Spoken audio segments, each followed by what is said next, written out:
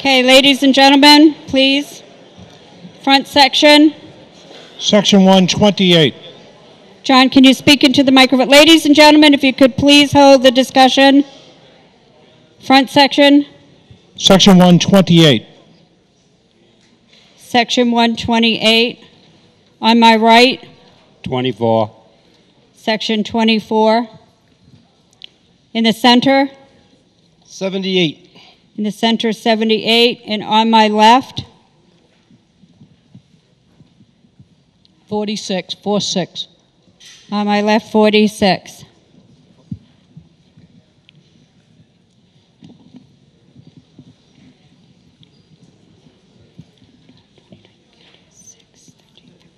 We have 176 registered voters in the hall.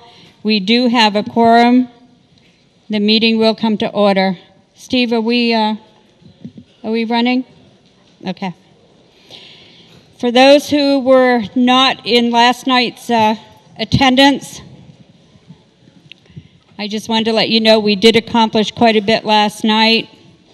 I just want to reiterate that we do have rules of the meeting. The rules that I announced last night will remain in effect throughout the duration of town meeting. The agenda for tonight is the warrant. As the motions are presented, the motions will be put before you on the screen. The debate is on the motion, so be very sure to look up on the screen and read the motion. It's not necessarily identical to what's in your warrant, but what we are debating and voting on will be on the screen.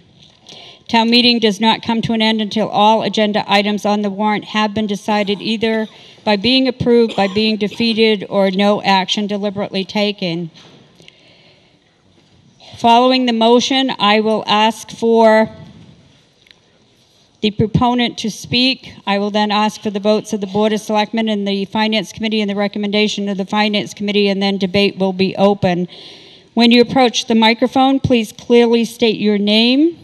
Speak directly into the microphone. I would ask that you have no more than 2 people at the microphone, and that's to keep the aisles open and to keep the aisles safe in case we need to exit. Once again, if we need to exit because of an emergency, please go to the signs that are lit up and take the exits that are lit that we would exit through for an emergency. For any other purposes, please only exit to my left and come back through that. And even if we have to exit an emergency, do not come back in through the exit doors, come back in through my left, and that's so that we can make sure that you're coming in as a registered voter. According to our vote last night, all proponents of the articles will have 5 minutes to speak, and all others will have 2 minutes. I ask you to please turn off your cell phones and any other electronic devices that may be disruptive to the meeting. Once again, I remind you there's no food or drink allowed in the auditorium with the exception of water and maybe some hard candies. I did find last night that quite a few people left their Dunkin' Donuts cups on the floor. I think we're all adults. I think that you know better. And if you do have something that you bring in that's trash, please take it with you when you go out. There is a trash receptacle, and leave it in the trash barrel. I think I am going to have a different policy going forward for town meetings and be a little more stringent. I don't think it's fair to ask the custodians to pick up trash after town meeting. I will once again remind you, if you are parked in the fire lane, please go out and move your vehicle. I said this 3 times last night, and unfortunately there were vehicles parked in the fire lane. We have night school that's in session, and the bus needs to come in to pick them up, and when you're parked in the circle in the fire lane, the bus can't get through. Needless to say, neither could the fire trucks.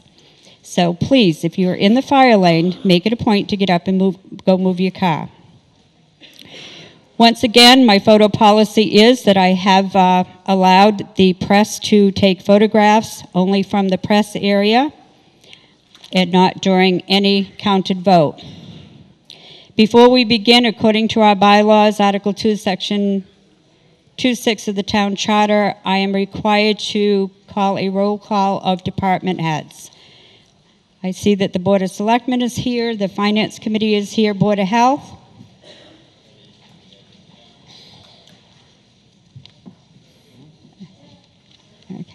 Board of Health?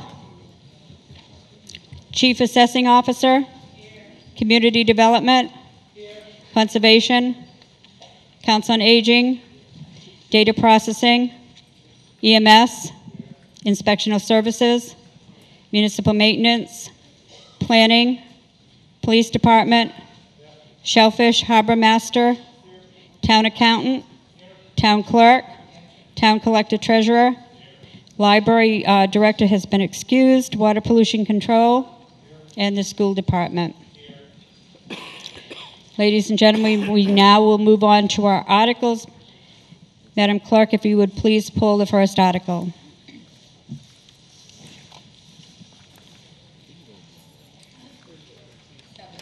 Article number 7.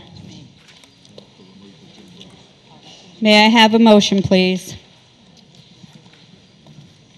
Madam Moderator, I move to withdraw this article. Can you speak into the microphone, please?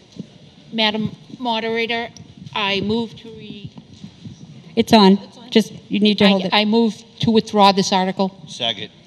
I have a motion and a second to withdraw the article. May I have the vote of the Board of Selectmen? No, it doesn't matter.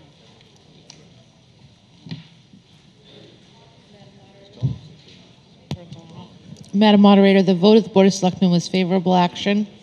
Ladies and gentlemen, please, if you could hold your discussion. 4 in favor, 1 opposed, and no abstentions.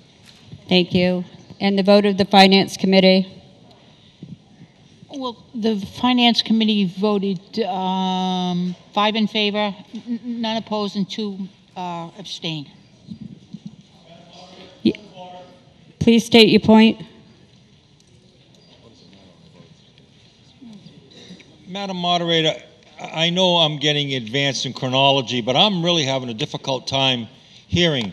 Are these microphones turned up all the way? Because none of the comments, and I'm right down front, that were made just now, I couldn't barely hear them, and I'm having a hard time hearing you. I don't know if anyone else is.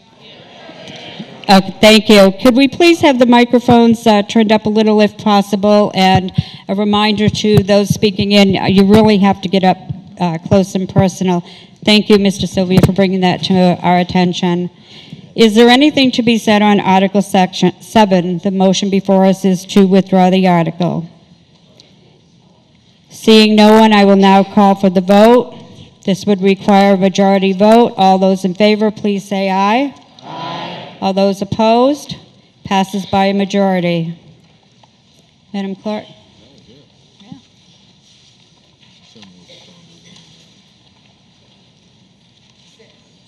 Six. Article number 6.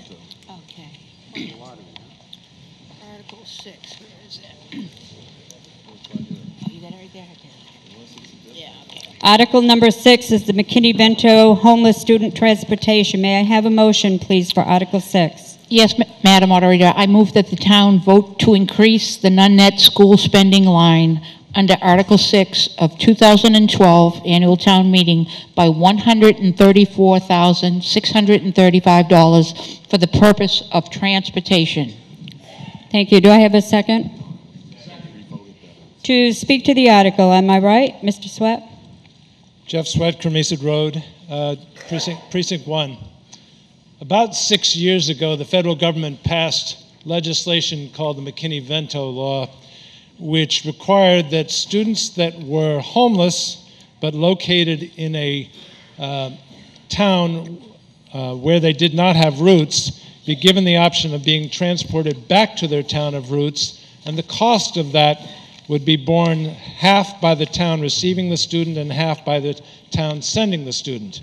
This is federal legislation that was not funded, it was simply mandated. The state, after town meeting last April, passed legislation recognizing this as an unfunded mandate and set aside a little over $11 million to support the costs associated with doing so. The town's share of this money was given to us literally yesterday morning by the Department of Revenue, and it worked out to exactly $134,635. We were initially concerned that we would not have a precise number and make it difficult to set the tax rate. I've been informed by the town administrator that with the email from the Department of Revenue, this is no longer a concern, and we are guaranteed the receipt of $134,635. I would also add that this is actually less than what we spent doing this transportation. The school transportation department spent approximately $167,000, but because the legislation only authorized a little over 11 million, all of the cities and towns associated with this had the amount of their costs prorated.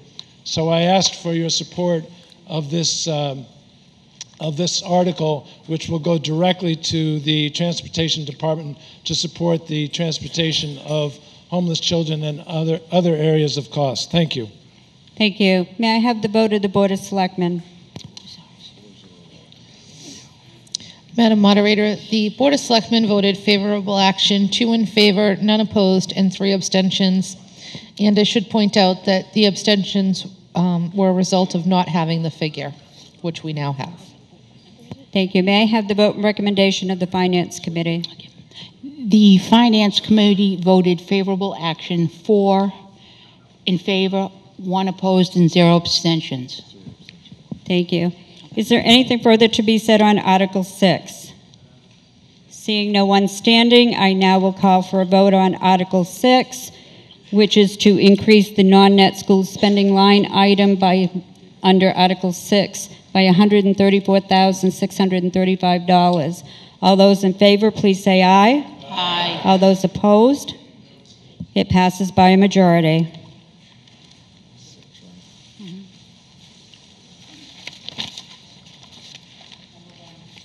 Article number 1. That's not me. Thank you.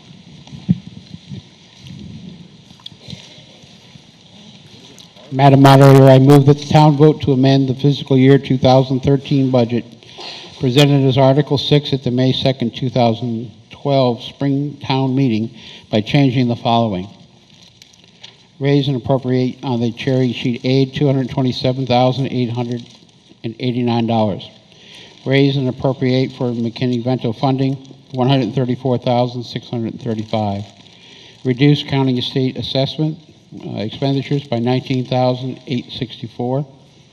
Reduce the reserve fund by $15,000. Increase workers' compensation by $30,000. Increase information technology salaries by $22,400. Increase council on aging salary line by $22,300. Increase legal services by $20,000.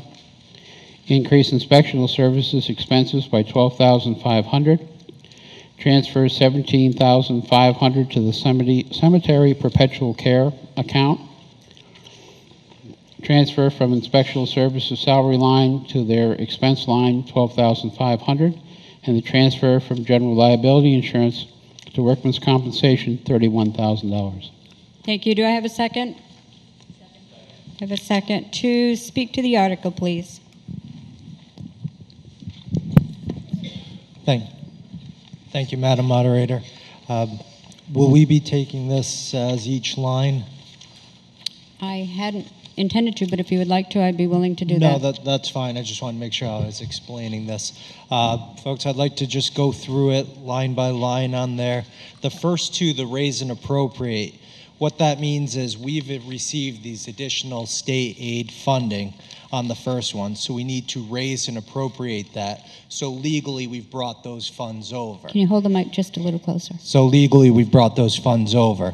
So that would also be for the McKinney-Vento, which was just passed. Now we need to make sure that we've brought that funding over. So when we're setting the tax rate, those funds are available there. Now going through, if we go to line number 3, you'll see a reduction of $19,864. When the final state aid came through, our county and state assessments were lowered by that amount. So we want to make sure that we reflect that in our budget as well. The $15,000, which would be line 4, or which would be a reduction of the reserve fund, That is to put the money aside for the EMS defibrillators article that we passed, so that we would have the $15,000 available for that. The next one would be to increase the workers' compensation line by $30,000. When we finally got our bills in there from the whole workers' compensation, what we budgeted was $61,000 approximately less than what the bills came in at. Now, we have extra money in our general liability line, so you'll see later on we want to transfer $31,000 out of that. But with the additional state aid, we'd like to increase the workers' compensation line by $30,000 as well to make sure that we are funding that fully. The next one is to increase the IT salary, $22,400. That would be for a part-time, non-benefited employee.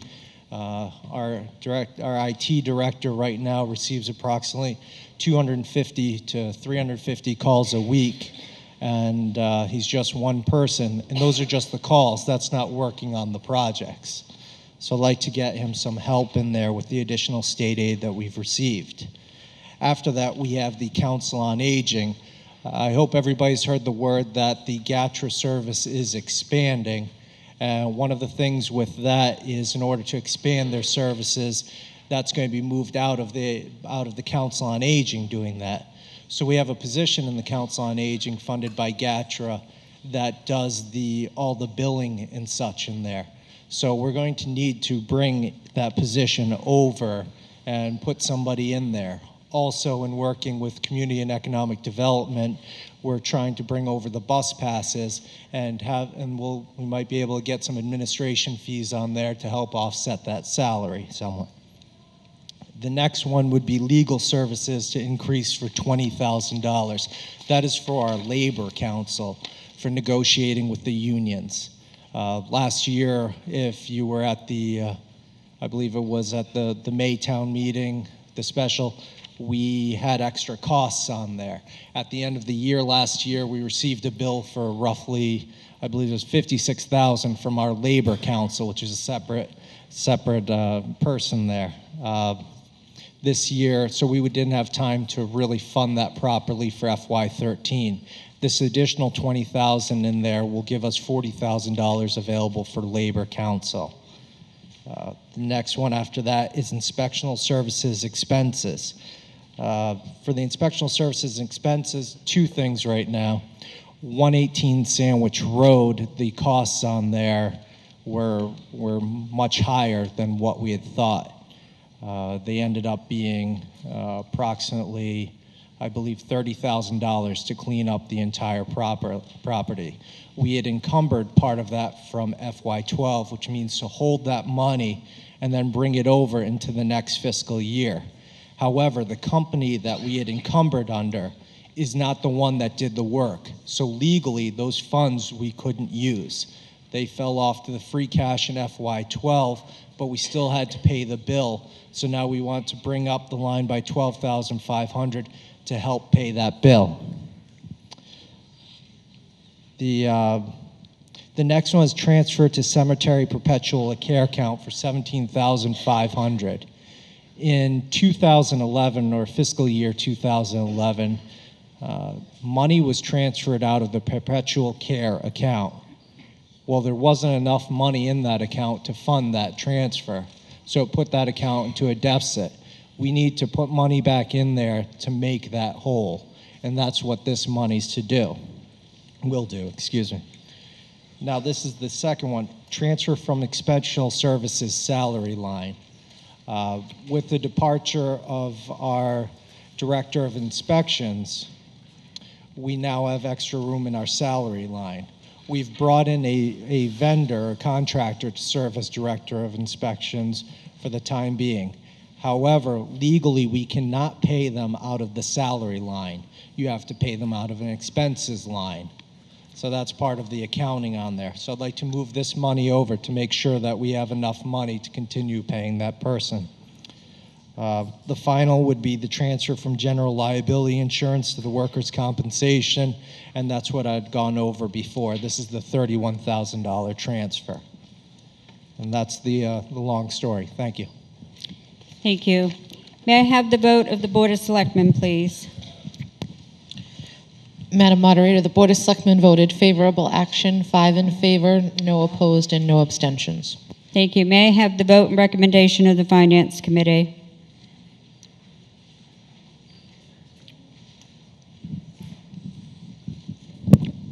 Madam Moderator, the Finance Committee voted favorable action, 8 in favor, 0 opposed, 0 abstaining. Thank you. Is there anything to be said on Article 1? On my right. Thank you. Thank you, Madam Moderator. Brenda Ekstrom. To the Town Administrator, on the line item 22,300 for the Council on Aging salary, is that a new position we're creating, or are we funding one of the unfunded positions or defunded positions from before? To answer the question. I would call it a new position. I'd like to call it an intake coordinator / billing clerk. We already have in our job descriptions listed for the Council on Aging a billing clerk, so it'd be using part of that description on there. This would be, the approximate salary for this position would be $30,000 for a year. And is that a position, if I may, Madam Moderator, is that a position that we've had previous, my understanding is that the dispatch position that we have was funded through GATRA. GATRA has elected to go elsewhere rather than having the town do it.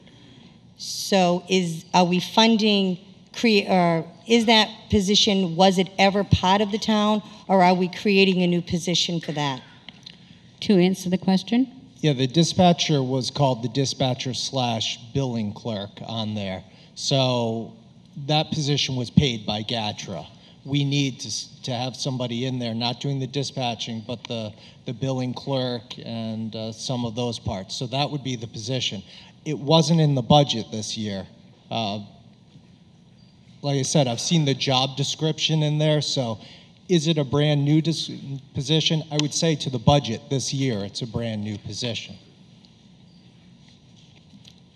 And we're electing, I would say, because I know that we have a director's position that we defunded last year.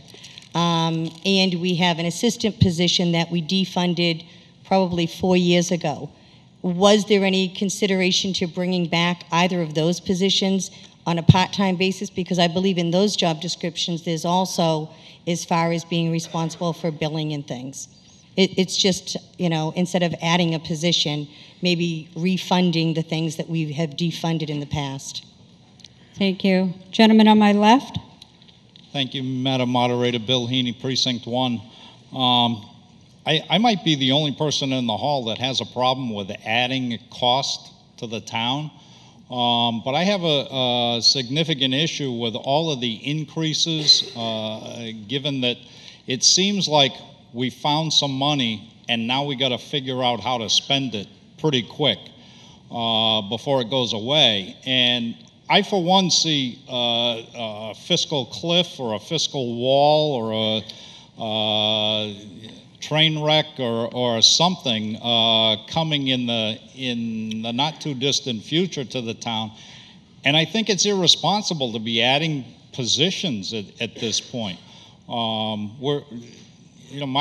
fear is that we're going to face the train wreck in April, and we're going to have to deal with everything that we've added here.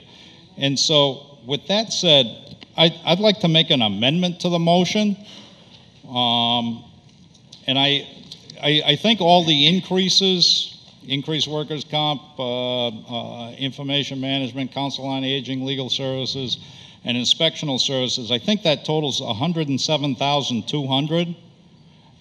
And if it does, if the math is right, I'd like to make a motion that rather than increase each one of those line items, that we increase the reserve fund and put all this money away, or put $107,000 of it away, in anticipation of what I think is to come. And so I'd make that as a motion. May I have that in writing, Mr. Haney? And exactly which accounts would you like to eliminate? The increase to workers' comp for $30,000. The increase to information management technology salary for $22,400. The increase to council on aging salary for $22,300. The increase to legal services for $20,000. And the increase to inspectional services for $12,500. Thank you. So your motion is to take those out of the motion that's before us, Yep. which should total $107,200, and instead increase the reserve fund by that amount. Yes. Do I have a second? I have a second on the floor to speak to your amendment. I think I might have just spoken to the amendment. You want me I'd be happy to say it again. No, if you're happy with your discussion, I just wanted to give you the opportunity. Is there anything further to be said on Mr. Haney's amendment? Mrs. Winslow? Thank you, Madam Moderator. Well, I certainly appreciate and share the thought that we need to be financially conservative. The town still has needs, and those needs, in some cases, cannot not be met. I think for the first time in a long time, we have a responsible plan to move forward and get us through the year without surprises at the end. We know that we need an additional $30,000 in the workers' comp. Our entire town is based on information technology. If we fail to provide that service to the employees, then the taxpayers will suffer. The Council on Aging needs somebody who can be in there to get that work done. That provides an important service to our senior community. And keep in mind, the seniors in our community are the people who have lived through the Great Depression and fought wars for us. They deserve that very little amount of money that's in this proposal. Last year, we were faced with a $60,000 legal bill that we weren't aware of. This year, we're looking at an increase in $20,000 because we've talked with our outside counsels and we know what to expect from them. We have to pay the bill for cleaning up Sandwich Road. There's no doubt about that. The work is done, the bill must be paid.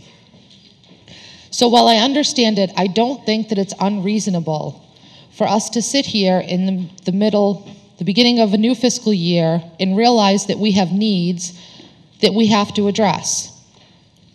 If we hit the fiscal cliff and we fall off the edge, then when we are sitting here in April talking about the FY14 budget, then we're going to have to make tough choices, and we'll sit in this room and we'll make them together. But right now we have a town to run, and we need to get through June 30th. 10 so seconds. I ask you to not support the amendment and to support the article as written. Thank you. Mrs. Donahue? Thank you, Madam Moderator. And thank you to the previous speaker who also voiced some of the concerns that we on this committee have.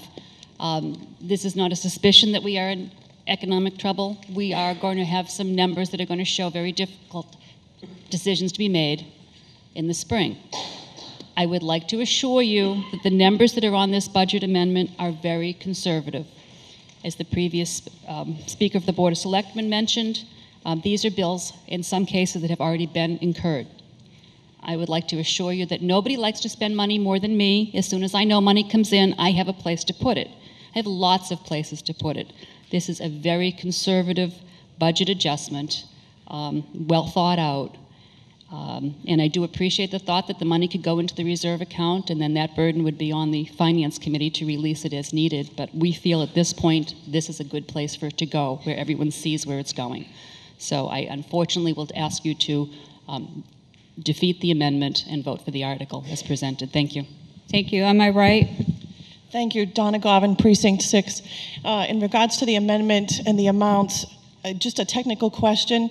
If you remove the increase $12,500 to inspectional services expenses, do you not also have to remove the $12,500 transfer from inspectional services salary line? No, they're two separate, I'm advised. Thank you. Thank you. On my left? Thank you, Madam Moderator. Mike Flaherty, Precinct 1. Did I hear correctly that both the Board of Selectmen and the Finance Committee are in complete agreement on this? Can you speak directly into the microphone? Sure. Did I hear correctly that the Board of Selectmen and the Finance Committee are in complete agreement on this, as presented? I believe the vote of the Finance Committee was 8-0-0, and the vote of the Board of Selectmen was 5-0-0. To answer your question, yes, they were in complete agreement. Thank you. With all due respect to the maker of the motion to amend, I will put deference to our elected boards and our appointed boards. It's not often they see eye to eye, and I think it speaks volumes. So I support it. I don't support the motion to amend. I support it as written. Thank you. Thank you. Mrs. Bronk? Thank you, Madam Moderator. And I want to tell folks that, as Mr. Haney, the previous speaker, said, he's feeling frustrated. He knows something's coming. He feels something's coming. He's right. Something's coming. Something is coming. The financial outlook does not look healthy. It does not look good. However, you have, just let's take the IT person. You have a gentleman running this entire town. He can't even take a vacation. You have no one as a backup. We need to give him some help, because if our infrastructure is not running correctly, it's going to hurt us. Second of all, the inspectional services. They had to bring in a special person to do zoning, because our current building inspector is not a zoning expert. So instead of hiring someone, the selectmen went out and got someone part-time. We are all looking at these numbers very, very carefully. And we're looking out for your dollars very carefully. And we've put a lot of labor and a lot of hard work into this budget. And yes, we are in agreement. And I would appreciate it if you would defeat this amendment. Thank you. Selectman Holmes? Madam Moderator, thank you very much.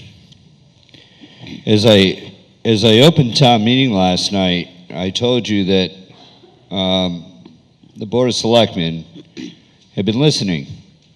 Town administration has been listening to what you've asked us to do. What's being presented to you, and I'll speak to the amendment, as much as I have great respect for the maker of this motion, I urge you to defeat it. We're trying to run our government and provide you services on a shoestring here. There's nothing here that's, Mercedes-Benz I heard last night. It's more like a used Volkswagen. So, listen, we're scrimping. None of this stuff is being borrowed. All the money has been found. We're actually spending money that we have, as opposed to spending into the red. We're not, as I heard him say, looking for ways to spend money. In terms of the inspectional services, that's a key issue. We heard from you, every one of you, and everybody's sitting home. Hire qualified people. We don't want these things signed by people who aren't qualified. So that's what the town administrator did, with the support of the board and the support of the finance. 13-0. So, with all due respect to the maker, I got to tell you that's a revenue-generating position, and to leave it blank and you go down to the building department and you need a zoning letter, you're not going to get it from the town of Wareham. We had a list of 15 people waiting to do projects, which brings money into the town. So we didn't do it on a whim. We do it because we have to. And some of these positions are revenue generating. If there's nobody sitting in that seat, we're not going to be bringing in the revenue. So, look, we listened to what you said, and here's the presentation. 13-0. You don't see that too often. I urge you to defeat this motion, the amendment, and support the general motion. Thank you. Thank you. On my right. Thank you, Madam Moderator. Brenda Ekstrom. To the amendment, or to the motion, I'm kind of torn, because I absolutely agree with the maker of the amendment that we do need to be cautious. However, there are some things, as the previous speakers have spoken about as far as inspectional services, that it needs to go into expenses in order to pay them. My concern is, I brought up the Council on Aging and the information management technology. The salaries, we have to realize that if in 6 months or 9 months at the end of the fiscal year that we can't afford these, we will now be paying unemployment insurance to those 2 positions. And while I can appreciate what the member of the Finance Committee said as far as the information technology, when the new computer program system came in, my understanding, well, first of all, the information technology has been a one-man position, and albeit I know it's a difficult one, but has been a one-man position since 2007. And if we're going to bring in a part-time position for that, my understanding was that the new system that we had bought gave like 40 hours or 80 hours a year or something like that as backup. So I will be voting to defeat it. It 30 probably seconds. will lose. But I would absolutely ask the maker of the motion if they would consider at least keeping the other things and removing the salaries and making another motion. Thank you. Mr. McDonald? Madam Moderator.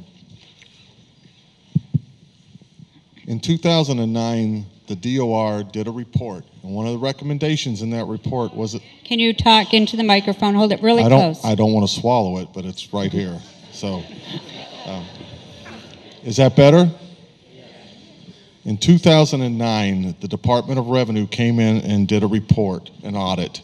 And one of the recommendations, and it was a strong recommendation, was an assistant for the information department. The reason for that, and I don't know if any of you have ever been up there, the director of that department has a list of what he has to do that day. And the last time I went in for that day, it was at 314 items. Now, I understand that we're bringing in a new system, but that system isn't up and running, and I don't know when it's going to be up and running. That's up to them. And maybe that will solve the problem in the long term. But right now, that system is not up and running. So I would urge you to defeat this motion. Look, we have financial issues going into the future, there's no doubt. But the first thing we need to do is get everything up to where we can handle it.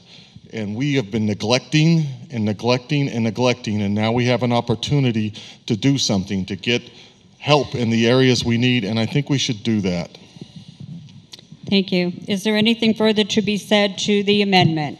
I see no one standing, so therefore the vote will now come on the amendment to Article 1, which is to increase the reserve fund by $107,200 and remove the increases to the line items as shown on the screen before you under as workman's compensation, information management, council on aging, legal services, and inspectional services.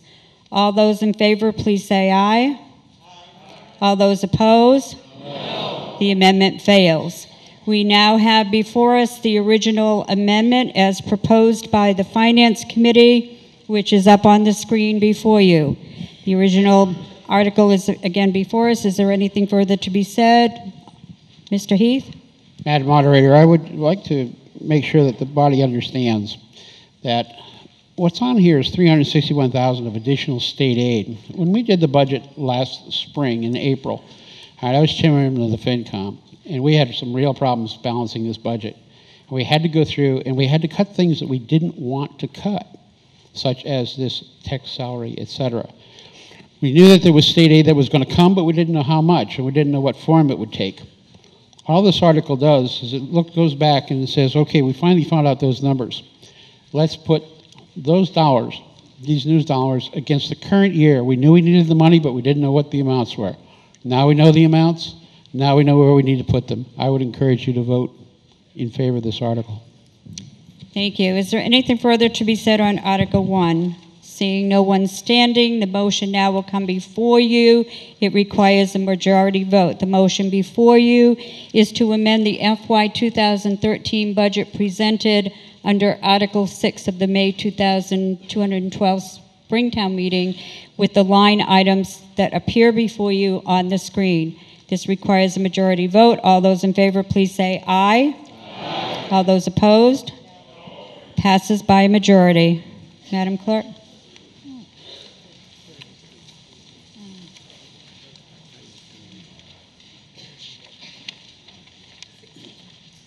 Article 16.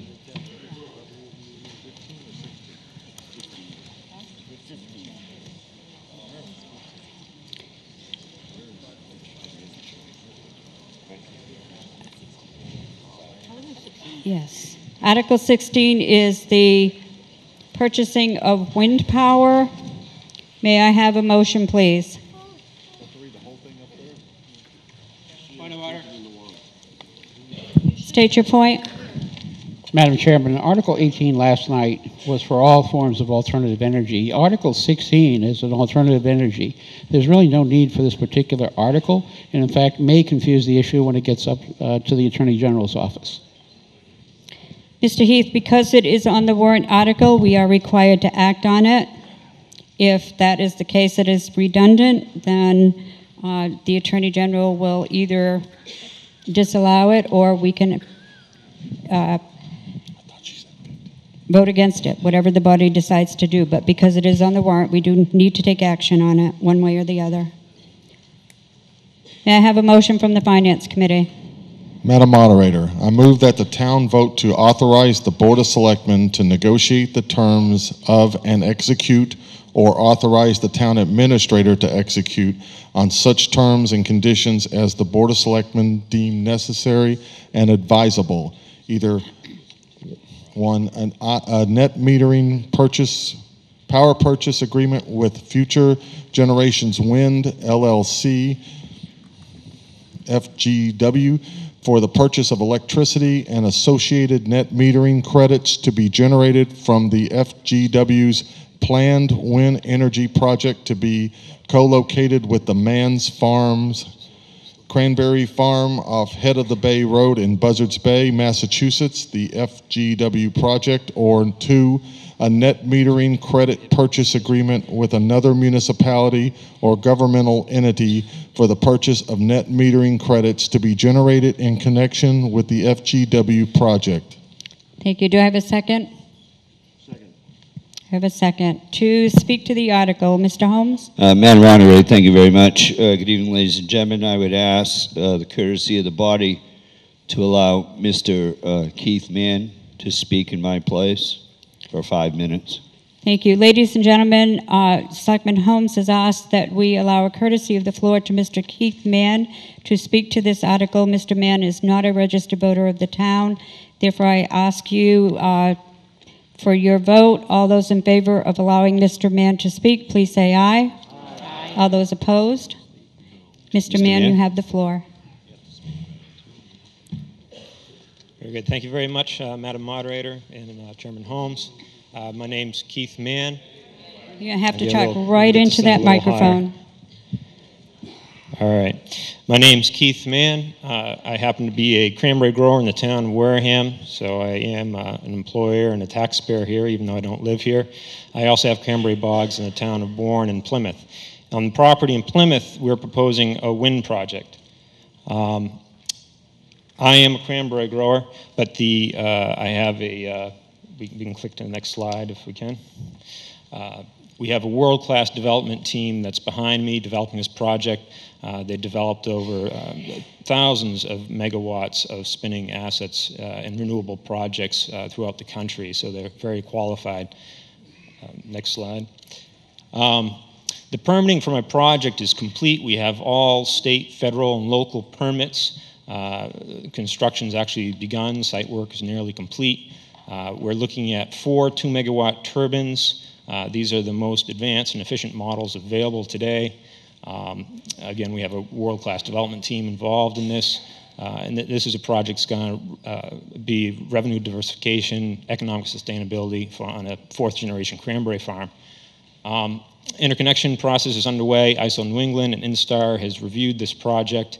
We expect it to be commercially operational in December 2013. This slide appears to be a little dark in here. It's hard to see. This is the site. Route 25 is running up the left side there. Thank you very much for the lights. There's a sailboat on the Cranberry Bogs. My friends tease me about it. It's becoming a landmark, but that might be a good sign where you guys know where the farm is, so that you'll be able to see the turbines from Route 25. On the right sort of side of the page is Head of the Bay Road. My farm, in the diagonal green line, is the town Plymouth-Bourne town line. Almost the entire center of that picture is my farm. It's 400 acres with 4 wind turbines on it. That's 100 acres per turbine. Next slide. Thank you. So a vote in favor of this article, it's a vote to keep your options open. Rarely do you get advice suggesting limit your options to 1 and then choose that one.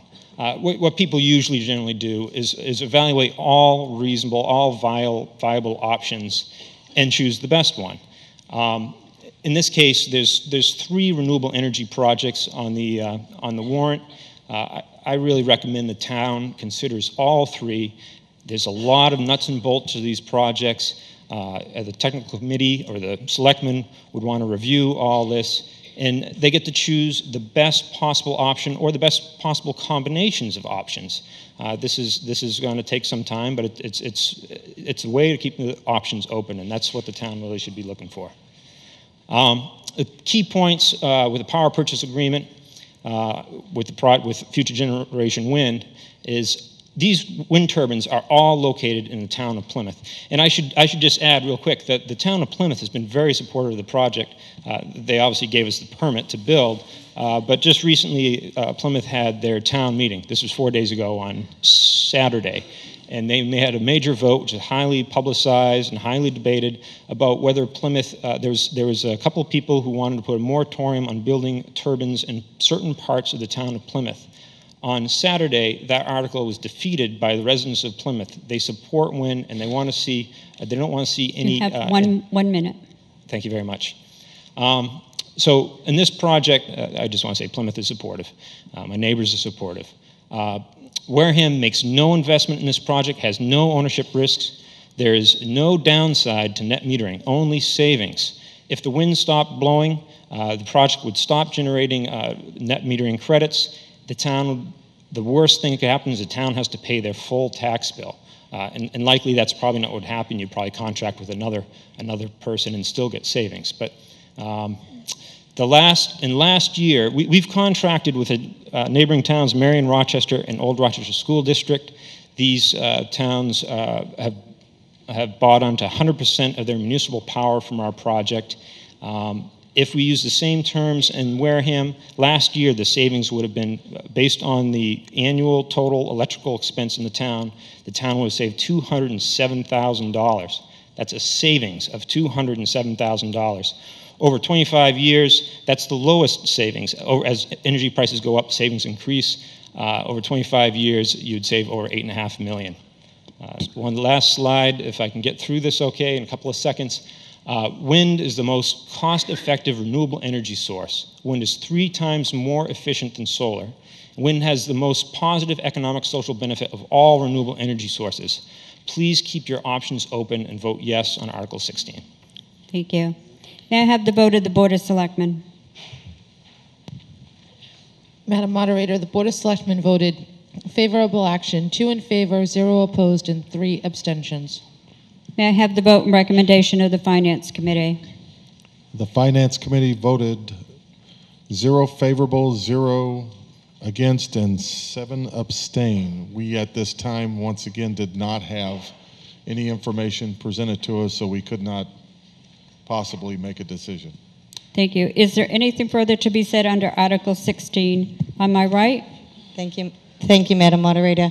A member of the Finance Committee said that Article 17 last night would cover this, and I think that in the presentation itself, the gentleman said that we want to keep our options open. By requiring the town to negotiate and execute with this particular company for these particular turbines, I don't think is keeping our options open. Also, this body twice defeated the idea of turbines in town because of what the impact could be on the residents. My concern is that these are probably 3/4 of a mile from the section, the Buzzards Bay onset section of Wareham. And my understanding on these turbines is that at the hub, which is the center of the turbine, they're 100 meters, which is 320-something feet, which is taller than the Bourne Bridge. So I'm not saying that we can't negotiate it, but I would urge you to defeat this article, allow the Article 17 to negotiate it so our hands are not tied, that we have to be into this one. Last night we were told that the Board of Selectmen needed the options, and I think to tie their hands with this one at this time, and I can appreciate the town of Plymouth being in favor of it. The town of Bourne has been fighting against wind turbines, the Cape Cod Commission have, and we have. And there are wind turbines that are being dismantled. I don't think we should tie ourselves to this, so please vote against it. Thank you. Thank you. Mr. McDonald? Madam Moderator, I just have a question for the Chairman of the Board of Selectmen. Last night we voted Article 17, and that's going to save us $10 million. And in this one, you're going to save us $8.5 million. So far, correct me if I'm wrong, we're up to $18.5 million. Are you speaking as an accountant or as a salesman? Just a minute, Mr. Holmes, just a minute. Let Mr. McDonald finish his question. Just checking. One of my issues is, again, we did not see this. This never came before us. It's difficult for us. There's a financial impact, and you're asking us to vote on something without giving us the opportunity to see it. And I know you believe in this or whatever, but so far I just want to make sure that that number, $18.5 million, is what you're going to save us through those two projects for over 20 years. Mr. McDonald, would you just state your question, point that's your question. To answer his question, should you choose Mr. Holmes? Thank you, Madam Moderator. Last night you called me a salesman, so today I'll put on my negotiation hat, okay? To answer his question. Here's the question. Yeah, here's the answer. It's all contained in the comment. The answer to the question is, we brought forward two different articles. This particular article here is with a company called Future Wind Generation. We have last evening's article, I think it was number 17, was with Sage, which actually ended up being a very generic article so that we could actually do this under Article 17 if we felt like it and voted on it. And then we have Mr. Campiner's article, which is going to come up shortly, all in answering the question, Madam Moderator. So there is a maximum amount of that Wareham can grab. I want to say it's around 8 megahertz. Usually municipalities can grab 10 megahertz, but we only use so much. Mr. Campiner's product covers 1.5. We do this math again tonight. I believe last night the Sage project was about 6 or 5. And what is this one, Mr. Mann? And he has up to 8. So we can only procure so much of that, right? So you could get savings here. What was this based on? The number? That 207,000. What was that based on? 8. That was based on actually the entire town load. Right. So our load for last year in this, if we had had this article passed last year and we were a part of this project this year, our entire load would have given us, I don't see the number, 207, $207,000.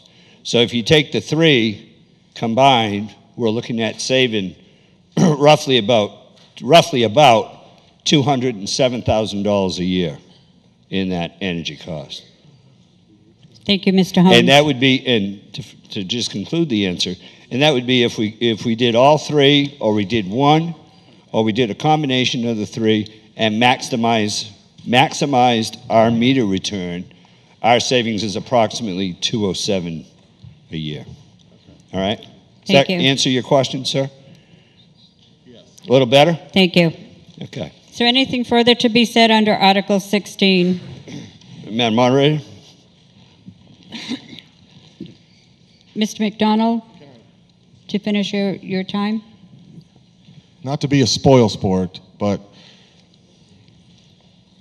and it sounds good on the surface. I'm not going to sit here and tell you it doesn't, but we have not been able to study it, and this is the first time we're hearing about it. I don't know if all you are, but I know from our standpoint it is. And accordingly, the Article 17, which we approved last night, falls under this article, or this article falls under 17. So it's a little confusing to me, and I don't know if it's even possible. If we could, I'd like to make an amendment to further study. I don't even know if we can. Yes, it is possible to make an amendment. Because of the way the article's written, I don't know. So you would like to propose amendment for further study? I would. Do I have a second? We have an amendment before us for Article 16 for further study. To speak to Mr. McDonald's amendment, Mr. McDonald, would you like to speak to your amendment? I think I just did. Okay. To speak to the amendment? Gentleman on my right.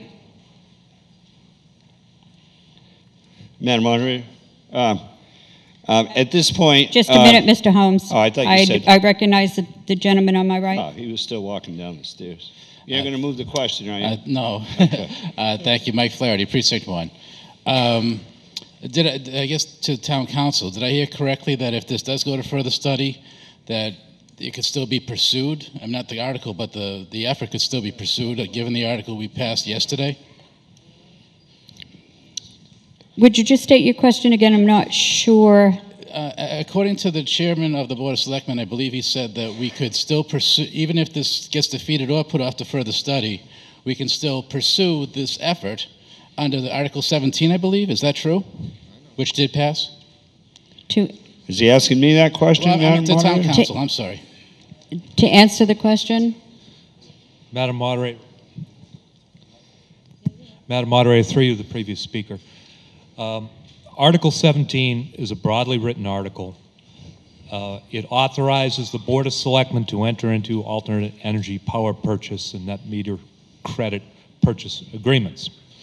The scope of Article 17 would include the subject matter of Article 16. Now, these articles all came in from different sources at the same time. That's my understanding of why there's more than one of a similar type of article on the warrant. So, if you were to take negative action on Article 16, as opposed to a neutral or positive action, it does create a potential issue as to whether this particular proposal would be authorized under Article 17, because it would be an argument that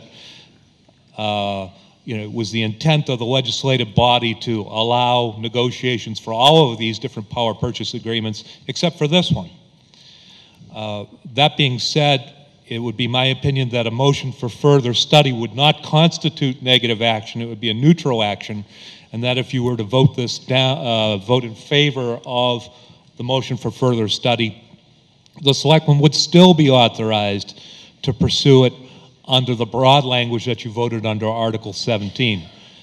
One last point, were you to vote Mr. McDonald's amendment down and vote in favor of Article 16 as moved, it would not constitute a mandate that the Board of Selectmen enter into an agreement with Man Farms. It would just simply be another authorization. And the Selectmen could choose to exercise that authorization or not. They would not be forced to negotiate with this group. Thank you. Thank you for answering my question. I supported Article 17. I would either support this amendment or I'd probably support the amendment. I'd rather keep it clean, just keep the one article that covers everything.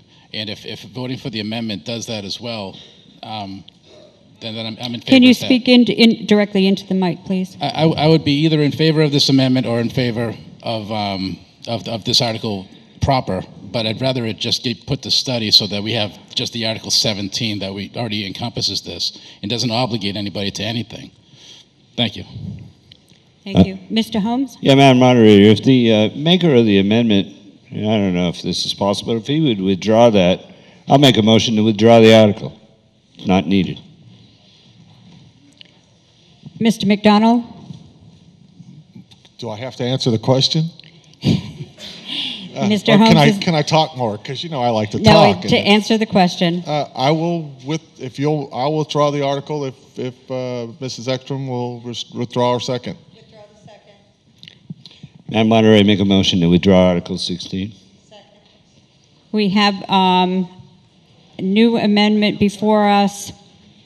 The First Amendment has been negated by Mr. Holmes' amendment to withdraw this article. Is there anything further to be said on Mr. Holmes' amendment to withdraw Article 16? Seeing no one standing, I will now call for the vote on Mr. Holmes' amendment to withdraw the article. Requires a majority vote. All those in favor, please say aye. Aye. All those opposed? Mr. Holmes' amendment passes by a majority. This now becomes the main motion. We now are voting on Article 16 to be withdrawn. All those in favor, please say aye. Aye. All those opposed? Passes by a majority.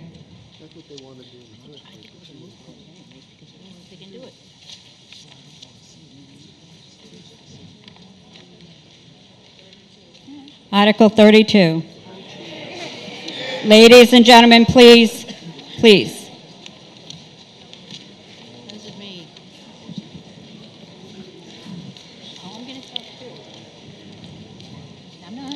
Article 32 is now before us. Article 32 is regarding the Oakdale Cremisa betterment fee. This is a petitioned article. I would ask the petitioner to please come forward to make the motion.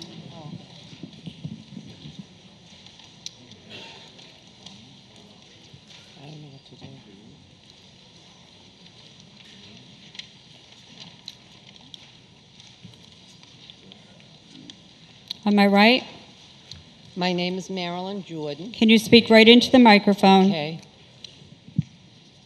My name is Marilyn Jordan, and I am from Precinct 1. Oh, Yeah, you have to still get not really good? up close, as close as you can be. Okay. How's that? Good? No, you still have to get close. really close. Okay. All right. My name is Marilyn Jordan, and I'm from Precinct 1.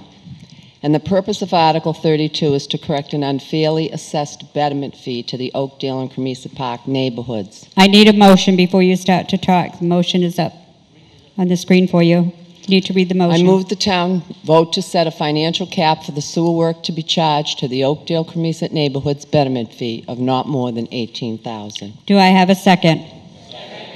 Thank you. To speak to the article, now you may speak to it. Okay, we are asking the voters to cap our betterment fee at no more than $18,000 because that is our fair share of Sewer Extension Project 3022. At the 2007 town meeting, the voters authorized the sewer commissioners, who are also the Board of Selectmen, to assess 100% of the cost of one sewer extension project using the uniform unit method. Under the same article, they appropriated borrowing up to $20 million to cover one sewer project, which the DEP approved and was later sent out to bid, subtitles Contract 1 and Contract 2. The town borrowed $12 million from the state and received $1.4 million in stimulus money for this one project. Contract 1 and Contract 2 were part of this one project for the purpose of preliminary assessing. Therefore, the board was bound by law to combine Contract 1 and Contract 2 for the final betterment fee assessments. The mathematical method used by the former board to assess the betterments was wrong, and everyone agrees it was unjust. This was one project set by the voters at town meeting, the state DEP, and the federal government. The board could not separate out construction costs within neighborhoods for assessing betterment fees and charge them as separate entities, because it would result in widely divergent assessments, turning the uniformity requirement in the state statute on its head. It is in direct violation of what the Wareham town meeting voters approved and what Massachusetts state law requires. Can I have my next slide? The math was simple. 695 homeowners in the 5 neighborhoods, divided into $12,727,000, equals a betterment fee of $17,844. That is the betterment fee that should have been set by the board on every household in the 5 neighborhoods, regardless of how it was subtitled and sent out to bid. In September of 2010, the Oakdale and Cremisa Park residents were blindsided when the board arbitrarily decided not to combine Contract 1 and 2, as they had previously indicated to us, handing Parkwood, Tempest Knob, Linwood and Ladd Avenues a $15,000, $337 betterment fee, leaving Oakdale and Cremisa Park with a projected betterment fee of $22,155. Now, how does the town correct the injustice done to the Oakdale and Cremisa Park homeowners by the former board without absorbing the cost of the shortfall or costing the taxpayers additional money? We have spoken with the director of CEDAR, and he has agreed to research the possibility of grant funding through the state or federal government, which could possibly be applied to the shortfall. We have also spoken with the director of water pollution control, and he was not opposed to applying a portion of the savings that he may realize through using a solar energy field at the treatment plant for power. The money from this project would be designated specifically for sewer purposes. Additionally, any shortfall could be paid from the profit the town is making on the inflated interest rate that the selectmen set on the betterment payment plan for our sewer project. Could I have the next slide, please? The state loaned Wareham $12 million at a 2% interest rate for sewer project 3022.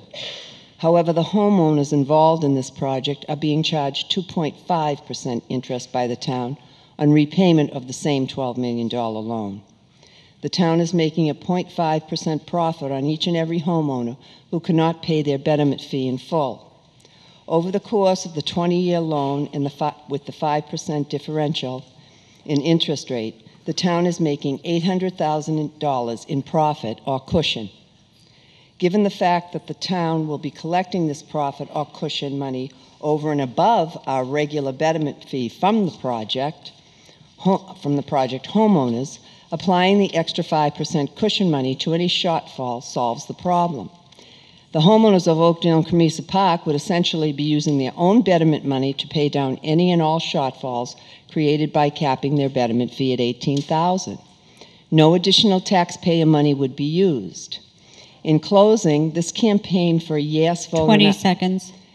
Could I have 2 minutes more? It'll only take me 30 seconds. I will ask the body if they would like to allow you to have 2 minutes more.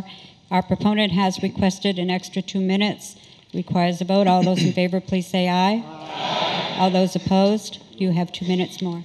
In closing, this campaign for a yes vote on Article 32 is being fought in the best interest of all the current and the many future sewer users who deserve a level playing field, accountability with fair and equitable treatment under the law, devoid of politics and personal agendas.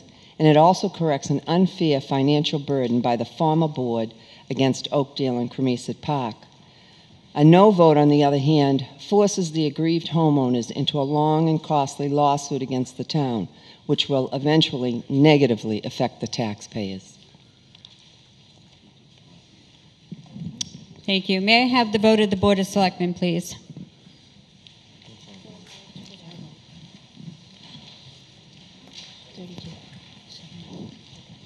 Madam Moderator, the Board of Selectmen voted favorable action, 2 in favor, 0 opposed, and 3 abstentions. Thank you. May I have the vote and recommendation by the Finance Committee? Madam Moderator, the Finance Committee voted 0 in favor and 7 opposed and no abstentions. Thank you. To anyone to speak to the article, Mrs. Bronx? I want to thank the citizens of Oakdale for coming down with their... You need to hold that mic real close. Okay. I want to thank the citizens of Oakdale and Cremisa for coming down here and putting so much time into this. And it truly has been an injustice by former elected officials. And I know that the town wants to do it the right thing, but doing it this way, in my opinion, is not the right way.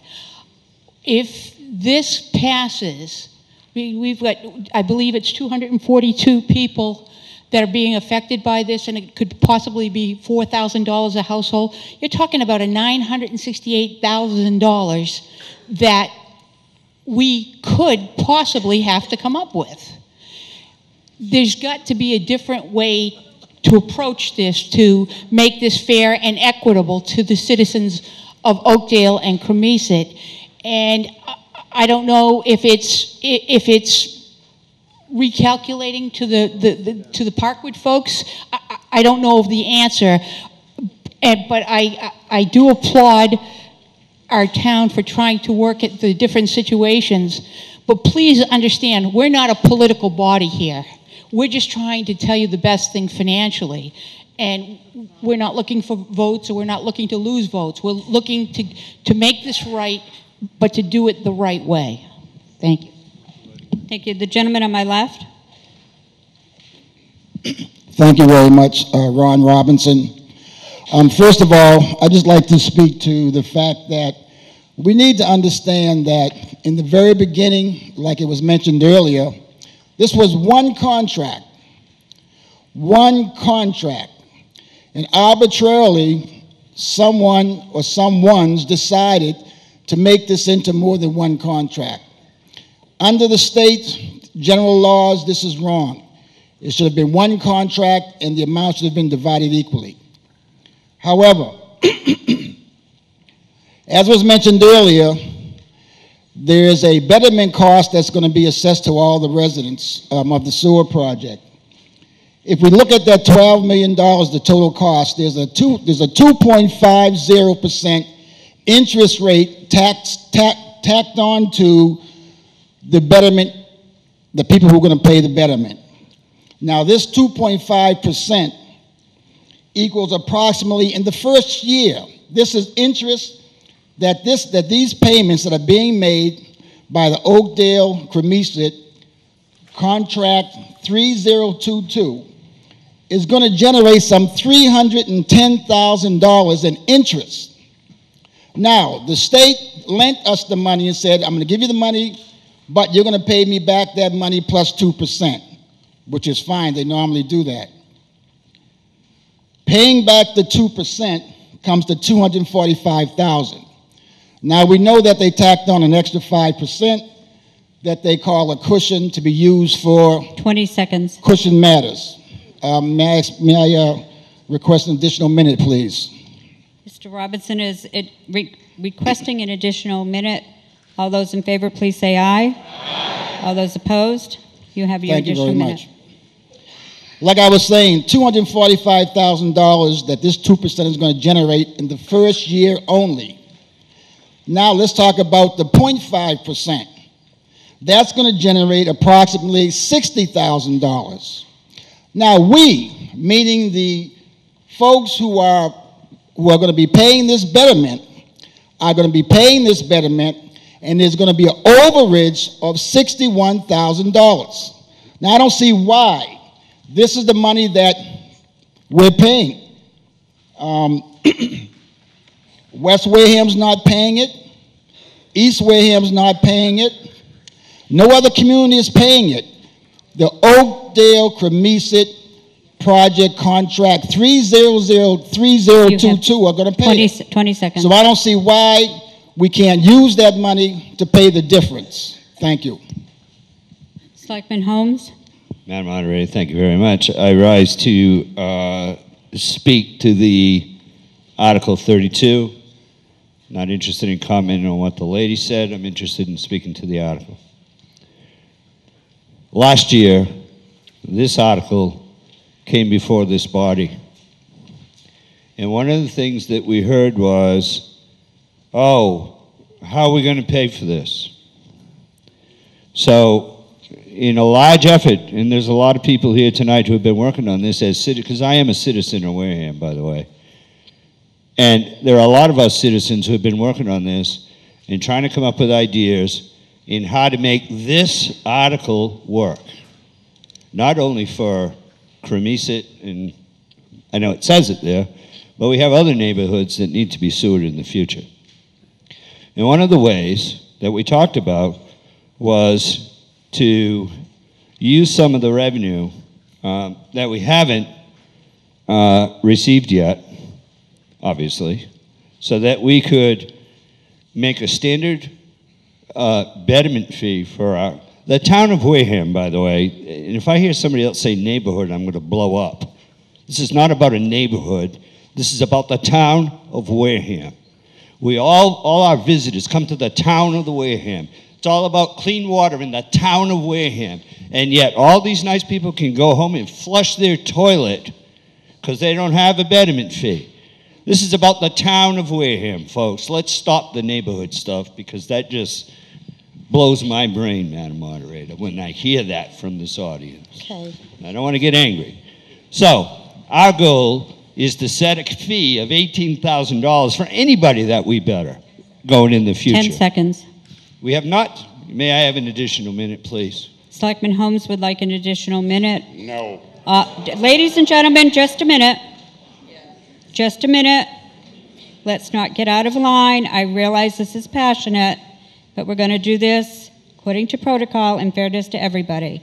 All those in favor of giving Mr. Holmes an additional minute, please say aye. Aye. All those opposed? No. You have your additional minute. Thank you for the no's. So what I'm saying is that going into the future, our goal is to set a betterment fee of no more than $18,000. And we work on projects like the sewer plant, wastewater treatment plant that you're about to hear about, where we can generate savings and revenue into the town and use that money to supplement these betterment fees. Because in this particular group, their betterment fee is going to be much higher. The next one's going to be even higher. The next one's going to be even higher. And what we do is we force our residents out of their homes. These folks are in the retiring years of their lives. They may have been a nurse. They may have been a business owner 20 years ago. What was a nurse making 20 years ago? Today they're living on that retirement, and we're saying to them, hey, we're going to charge you another 22 plus 5 to tie in. Don't worry about it, though. I mean, it's just a betterment. Next year it's 30,000. Next year it's 40,000. I don't care what other communities do. I don't care what Falmouth does. I'm interested in what the community of Wareham does. And I urge you to support this, and let's all work together and continue to fight to get this money and adopt new revenue sources to take care of this. Thank you very much. Gentleman on my left. Yes, I am Gerald Babbitt. And my dispute is, when this sewer project started, everything should have been equal across the board. Number one. And a lot of people that live in Wareham are of age. And you're putting a bigger burden on these people that they really don't need, and have to work with Shorty, in which you soon will find out, probably in about another 4 or 5 years. I can tell you this because I'm an equipment operator and I do this for a living. And the only reason what I would like to know is, how come nobody in the town of Wareham has ever hired an engineer on their planning board where they could deal with different companies and know what's going on so the people have a better view of what actually is happening? I mean, an actual engineer. Mr. Babbitt, the question before us is about the financial cap, so please direct your... And you know what? If you had an engineer, that would cut down half of your cost. You have people on the board. Is there anybody on your board that's an engineer, ma'am? To answer the question, I don't believe... On what board specifically are you? An engineer. On which board? On your selectman board or the town board at all. To answer the question? There was. There was, he was defeated. There's no engineers on the Board of Selectmen. I rest my case. Thank you. Thank you. Mr. McDonald?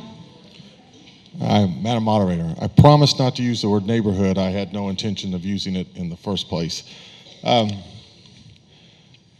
wow, where do we start? Let me tell you what will happen if this article passes. First off, you have a very valid grievance. I'm just not sure this is the method that we need to do it to solve it, and I'll get into that in a minute.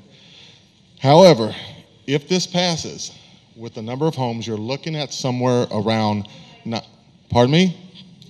Speak into the microphone up close, please. You can tell I was in the background, never was a singer.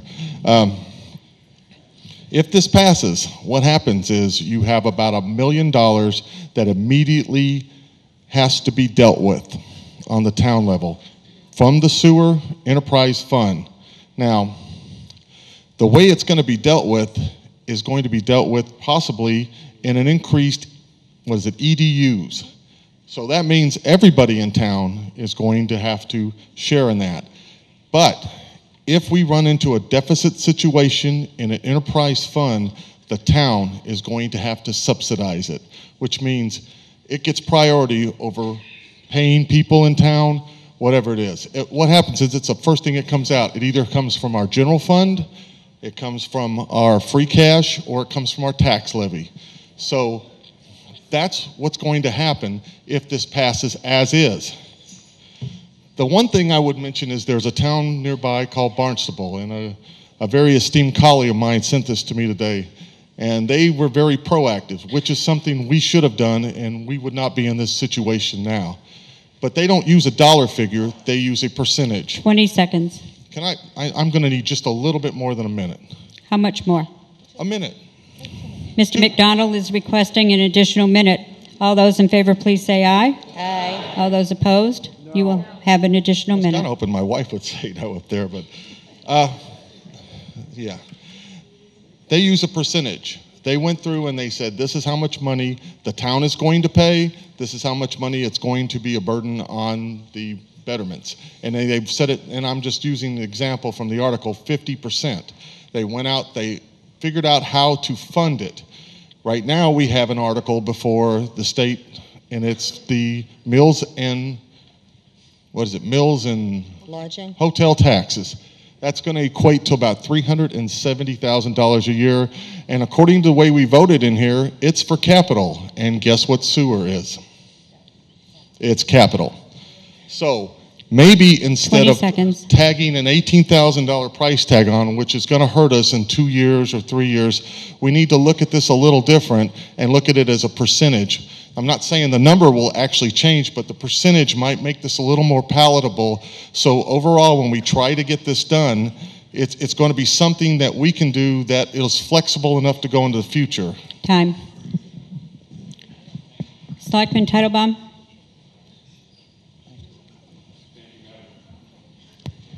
Thank you, Madam Moderator. I rise in support of this article.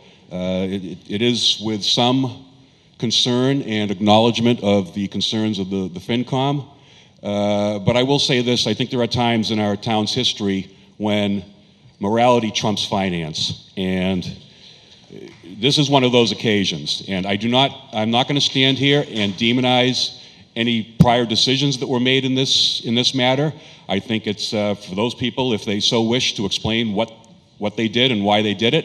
I'm not going to try to presume what their motives were. But nonetheless, this is the problem we face. We face a matter of fundamental unfairness here. Perhaps not in the thinking, but in the execution. And as a resident of Oak Street and somebody who's currently paying a $15,010 betterment, I understand that I should have been charged more. And I can speak directly to that. Well, I think we're all going to wind up writing a check in some form if this passes. That much is true. But there are other means to finance this, as we heard from the proponents of the article. There have been discussions with the sewer superintendent regarding using possibly some of the savings from solar to help finance this. Also, as sewer commissioners under General Laws Chapter 83, when we set the EDU rate, we have the authority to spend 1% and to levy 1% more than what the EDU rate is. That money could be used to finance a bond that I haven't run the numbers yet, and I'm not going to sit here and tell you it would cover everything, but I think it would go a good ways towards dealing with this problem going forward. It would set forth a mechanism by which to pay it back over time so that we don't have to absorb $1 million hit all at once. So I would urge favorable action on this by the body, and bearing in mind that we do have some ways out of this financially. Thank you. Okay, on my right. Thank you, Madam Moderator. Brenda Ekstrom. Through you to council, Attorney Bowen, the language of this article, that's my concern, because I have a very strong feeling that despite any opposition, I have a feeling where this is going. But my concern is that the language of the article, it says to set a financial cap for the sewer work to be charged to the Oakdale Cremisa neighborhoods of not more than $18,000. Is that, I know what their intent is, but is that the proper language, or should financial cap, should that actually be betterment and not more than $18,000 per property? I mean, reading it, it could be read, it could be construed in another form. And so I just,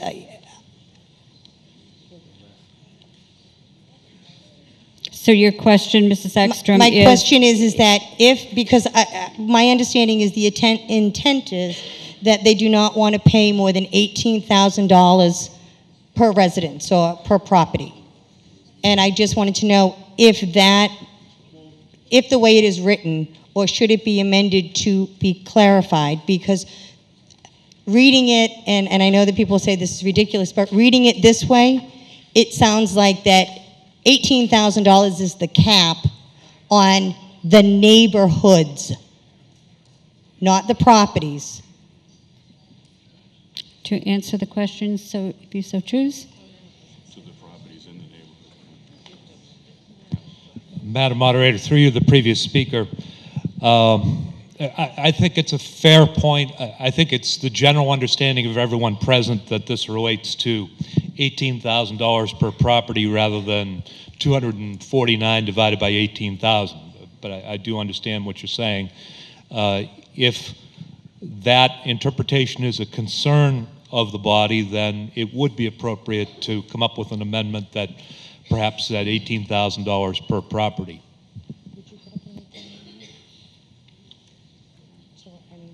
Does that answer your question, Mrs. Ekstrom? Thank you, yes. Thank you. Gentleman on my right, Mr. Sweat.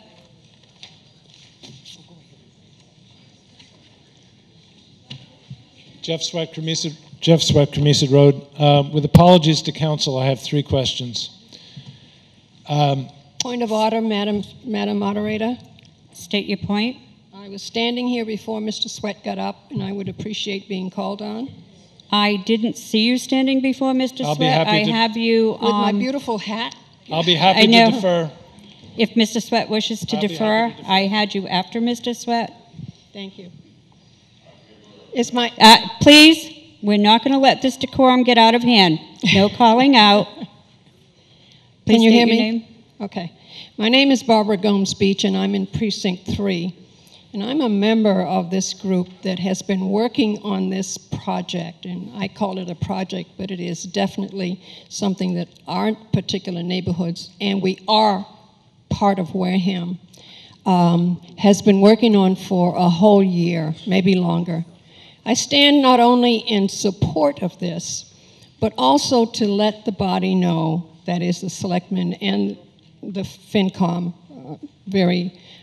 with all due respect to both boards, but mostly with respect to my fellow Warehamites. We were told over and over and over again that this would cost everyone an additional amount of money, and it would not be possible to do, and that Wareham doesn't have the money, which we understand. So we went out and we found the money. You all put this money, this 2.5% interest, into your budget to help pay for the expenses of this.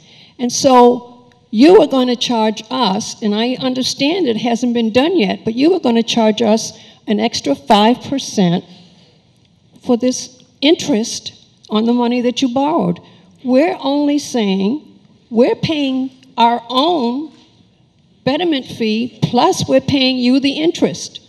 So please give good consideration to the fact that we went out and did 20 what seconds. you should have done to begin with and vote for this article. Mr. Sweat? Jeff Sweat, Carisas Road. And once again, with apologies to council, I have 3 questions.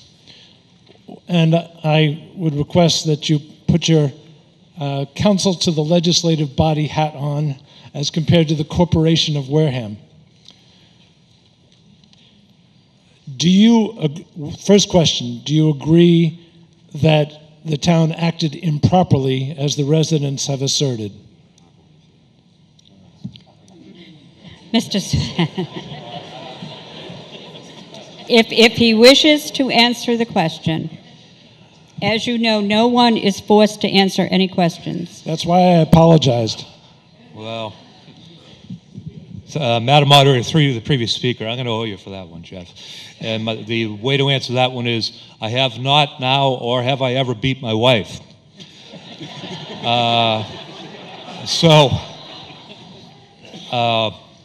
Unfortunately, much as I would like, I want to rephrase that. I was going to say, much as I'd like to take off my Wareham Council hat, no, I don't want to take my Wareham Council hat off because I can't, because I am Wareham's council. I've been sitting here with a certain amount of dread, waiting for a question of the type that you were going to ask, or similar sorts of questions that could have been asked by the opposite side. I'm going to follow Madam Moderator's advice, and I'm not going to answer the question, but I'm going to respectfully explain, and I do emphasize respectfully, why I'm not going to answer it. The corporation known as the town of Wareham has already been threatened with litigation on this matter. And should the vote against this be negative, then I fully expect that we're going to get sued, and anything that I might say in furtherance of your question would probably be cited as Exhibit A at the trial. On the other hand, if this passes, I'm going to be charged with assisting in finding a lawful way to implement this. And so, whichever way this goes, I cannot take off my corporation council hat. I have to work to try to make it work. So I'm sorry. I suspected that would be your answer, so therefore my second question is no longer applicable. So my third question is, assuming the voters approve this, what is your assessment with respect to the state's likely action with respect to the legality of this article if it was to be approved? To answer the question? Madam Moderator, through the previous speaker, I'll say same answer as before, except this is not the type of thing that will go before the Attorney General. It's the type of thing that the town would have to work with DOR on to make sure that proper accounts were drawn upon, and more specifically probably involve working with the Bureau of Accounts to make sure that any financial adjustments were done within the proper fiscal boundaries. Thank you. Selectman Bagley? Thank you, Madam Moderator. I just wanted to address a few points that I heard some of the previous speakers. We cannot go back in time and raise the betterment for other neighborhoods. And I'm going to use the word neighborhoods because some of the neighborhoods paid differently than other neighborhoods did. That's clear. We all know that. But they all paid an interest rate. If anyone financed their betterment, they paid an interest rate. And whether you know it or not, most of them were probably about 2.5%. There's one particular neighborhood that paid over 5%. So there has been, we can't go back in time. And I appreciate the fact that all this work has been done to look at possible funding. It's all possible funding. It does not exist. We're talking about taking some of the monies that would be realized for savings with alternative energy. It doesn't exist. And seriously, folks, should the savings be realized by just a portion of the people? Because I know you're saying that $16,000 is a lot less than 22, but several years ago, those dollars may be realized at $20,000 or $22,000 in today's market. So are we going to take the savings? And what's the legality of taking the savings and just using it for a small portion of the sewer users?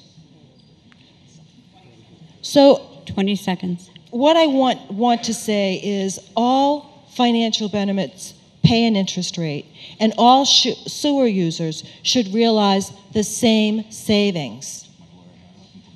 Thank you. Thank you. On my right? Thank you very much. I don't want to be redundant. Sorry, on my right? Oh, my I'm right. Sorry. Hi. I don't think that statement was correct. I think that... Can you please state your name? My name is Sharon. Sharon Gomes. I don't think that statement was correct. And what we're asking is, we're glad that you're saying separate the neighborhood into properties. Whatever way it needs to be done, it wasn't done fairly. It wasn't done correctly. And thank you for finally realizing that after a year of us looking into what we have looked into. We've been in front of the Finance Committee, where we teach our children to be responsible for their mistakes. The town needs to be accountable for their mistakes, no matter what way it goes. We're not asking for the town to create or take from the taxpayer. We're not asking the taxpayers to pay. This is something that is coming from the betterment, and only the betterment users of the property in this project. So how is it unfair? It's been unfair to us. We have a budget to live on. You know, it was unjust from the beginning. It is unjust now because you're seeing the mistakes. But you need to be accountable for the mistakes. We're one town. We're a nice town. We're a good town. Don't divide us into neighborhoods. That has been done in the past. Thank you. Ladies and gentlemen, please, no applause. Mr. Robinson, I need to inform you that this body voted only to give speakers 2 minutes. You did take your 2 minutes. You did ask for extra time and were granted extra time. So unfortunately, you have no more time to speak. Mrs. Donahue, on my right. Point of order, please. Point of order. State your point. I've been here all day yesterday, the part of today, and I could have sworn I've seen other individuals come up here 2 times, 3 times. Mr. Robinson, if they came up, it was because they had time left on their time. The town clerk does have a clock, and they may have had an additional 20 seconds left. We do allow them to use their 20 seconds if they have that left. You have used up your time, and you do not have any more time. I have taken your point. That's my ruling. Thank you. Thank you. Mrs. Donahue? Thank you, Madam Moderator. Point of information. I know there's been some discussion about the interest rates that are paid, and I don't have the figures in front of me, and I'm embarrassed to say I'm not even sure what I'm paying for an interest rate. But I wanted to clarify, I wanted to ask if either our interim town administrator or the town, if Mr. Foster could answer the question, the difference between the 2% interest rate and the 2.5% that we actually charge. I believe that's referred to as the margin, and I believe that actually covers administrative costs, and I think it's a very common term and function of bond borrowing, and I'd like that to be clarified for the body so that nobody thinks that the town is actually making a profit. This is actually part of the cost of borrowing. So if someone could answer or clarify that, I would appreciate it. Did someone wish to answer the question, Mr. Foster?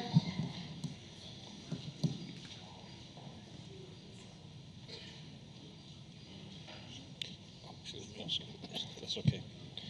This is a 20-year note. The interest rate that we will be borrowing at is 2%. The rate hasn't been established for this betterment yet. The last project was Parkwood, and that was 2.5%. There was a 0.5. When you're talking about the 5%, it's 0.5%. It's half of 1%. And that's the administrative cost you're referring to. And what this are those? also, one other item that keeps getting brought up is the $1 million that you have to come up with right now. This is borrowed over 20 years. So there will be a loan in place for 20 years. It will go over time. Thank you. Thank you. Mr. Foster, the other costs that are included in that, is that internal costs in the town, or is that what we Marilyn, pay? can you speak directly into the microphone, please? I was just curious, he mentioned other costs, the margin, the 5% that's added on. It's not 5%, it's half I'm sorry, half of 1%. But that is an administrative cost, and that is something that was just passed 2 or 3 years back by this body. At one time, there was a 2% interest, 2% on top of the actual borrowing cost. So if we borrowed from the trust at 2%, it would be 4% charged back to the betterments or the residents. The one referenced, We Antic Shores betterment, I believe, was 5.9%. We borrowed at 3.9%, and there was a 2% administrative cost on top of that. The body determined that that was excessive, and they reduced it several years ago to 0.5%. Thank you. I would just like to confirm what I think I've heard from everyone here in this room. It's a very difficult situation. We appreciate it. There's got to be a way to fix it.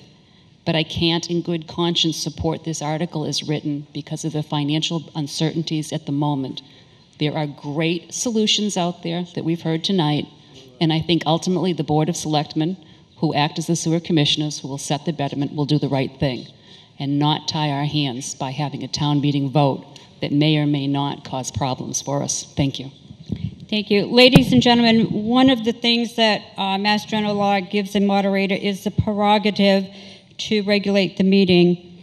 This particular article has been before us before. We have heard arguments pro and con at a prior town meeting. I think that we have spent a great deal of time on it. I am going to allow these last 5 speakers to have their say, and then I'm going to call for the vote. We need to get on to the other business of the town, and time is moving forward. So having said that, Mr. Barrett? George Barrett, Precinct 5. Your 0.5% funding will only work if everybody takes 20 years to pay their betterment. If they're paid in full up front, you won't be generating any interest from those accounts. That being said, I think you need, if you pass this, you need to identify a way to fund it. I don't know how you can go to bonding with no plan in place on how to fund, how you're going to pay it back.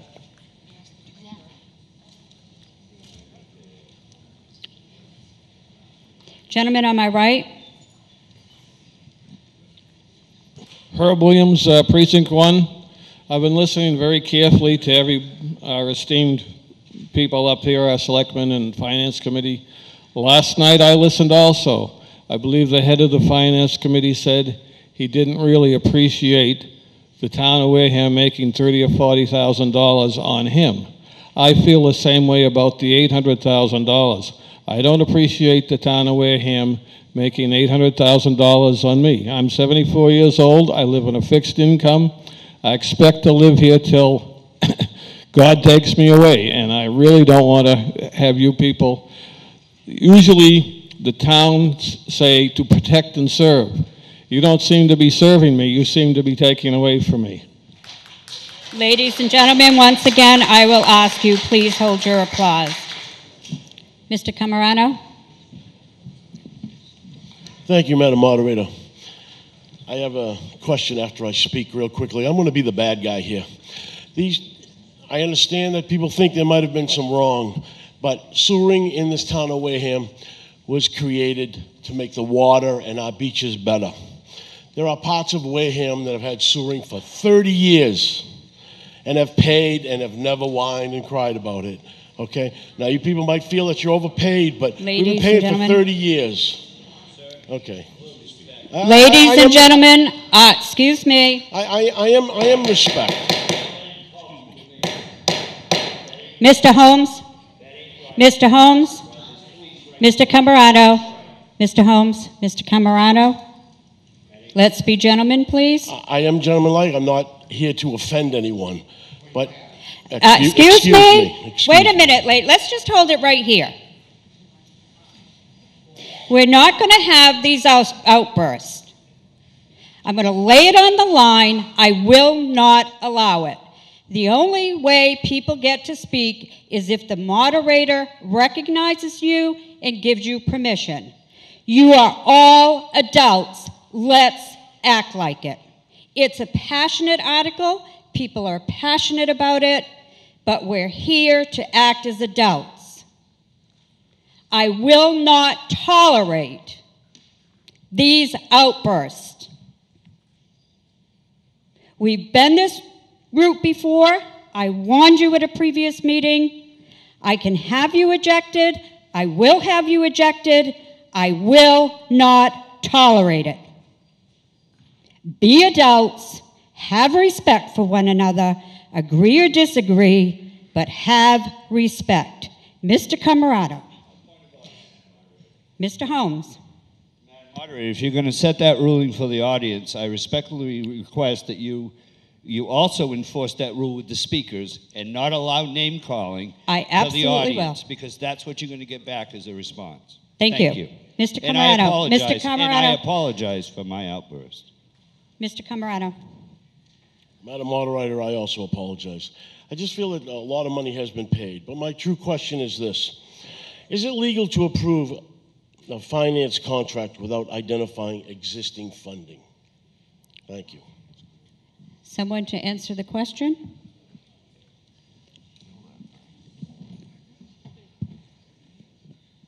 There is no one to answer your question, Mr. Camerado. Mr. Slavin. Thank you, Madam Moderator. I just want to make one point before I start. I am here as Alan Slavin. Taxpayer, owner of 2 homes in the second phase. I'm not here as a selectman. Thank you. We have 2 towns, one near us, Barnstable. We have another town in Harvard, Mass., which put a cap on the sewer. They both realized that the sewer issue, cost-wise, was going to be prohibitive for their towns. Their caps are lower. One is about the same as was proposed here. One is actually lower. Both those towns are financially much better off than Wareham. The solutions were several different ways, but one that's quite interesting to us is they were going to use, and I think it was mentioned by Larry maybe, but the area in Barnstable was this area was put together. They're going to use their hotel and meals tax money to pay anything over, I think it was $18,700. We have before us, it's not done yet, but it's almost done, the 0.75 meals tax option. That money is supposed to be, when it comes through, for capital items. This is a capital item. If we generate $300,000 a year and only use a portion of it, it will easily pay on a basis, even over 20 years, and even if, say, 10 or 20% people pay up front, it will easily cover the expense. This is an option of how to finance this. Thank you. Thank you. Gentleman on my right, you will be the last speaker. Kevin Rakos, Precinct 1, Cremisic Road. I stand in support of this article. We've heard a lot here tonight about being fair, and I think basically the fairness needs to be addressed here. It's not right that we're getting picked out of start throwing at a map saying this area needs to be sewered, and basically taking on responsibilities that the town as a whole should be footing some of the bill for here. Through the 2 days that I've been here now, we've sat here and we've approved countless hundreds of thousands of dollars for things that benefit the entire town. Here's something that's benefiting the entire town, and yet just a small neighborhood or neighborhoods or part of the town, whatever we want to call it today, is having to foot the entire bill for this thing. I think the town really needs to step up and do what's right here, correct any issues that we've had. Financing, apparently there's many means, the hotels tax, parts of the interest. There's many means that will pay for this thing. And I think we need to do that tonight to correct this injustice. Thank you very much. Thank you very much. Ladies and gentlemen, Article 32 will now come before you. I am going to take this by a counted vote. Article 32 is that the town will vote to set a financial cap for the sewer work to be charged to the Oakdale-Cremisa Neighborhoods Betterment Fee of not more than $18,000 as it appears to you on the screen. All those in favor, please raise your cards. Keep them up until the tellers ask you to put them down. Can I do a point of information right this moment? No, we are in the middle of a vote.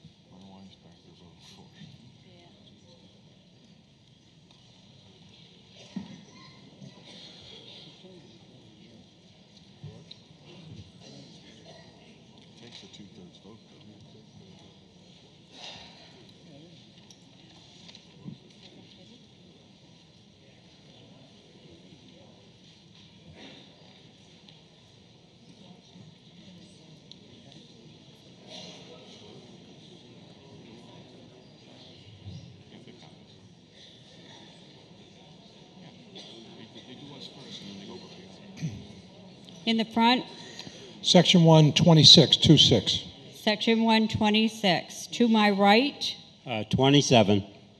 to my right, 27. In the center, 85. in the center, 85. To my left, 63. to my left, 63.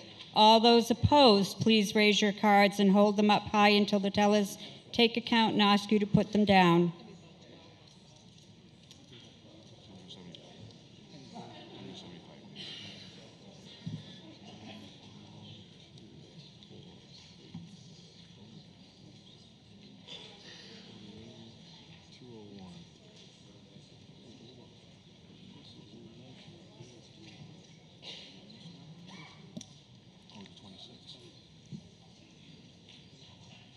In the front, 7.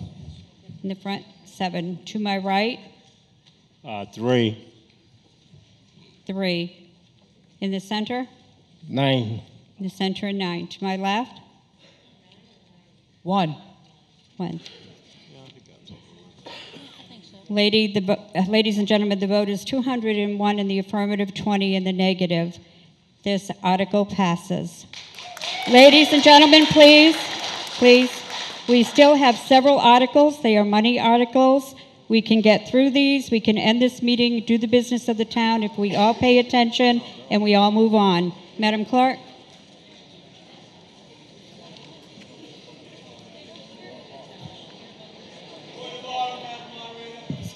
Please state your point.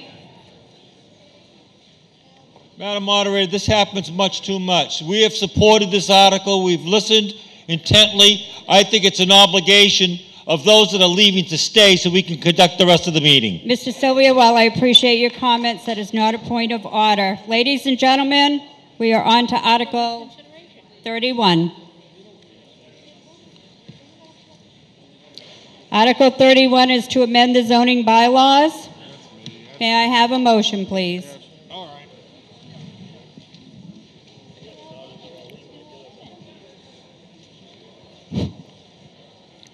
I move that the town vote to amend the zoning bylaws by removing from the multiple residence 30 MR-30 district the following described areas and changing its designation to commercial strip CS.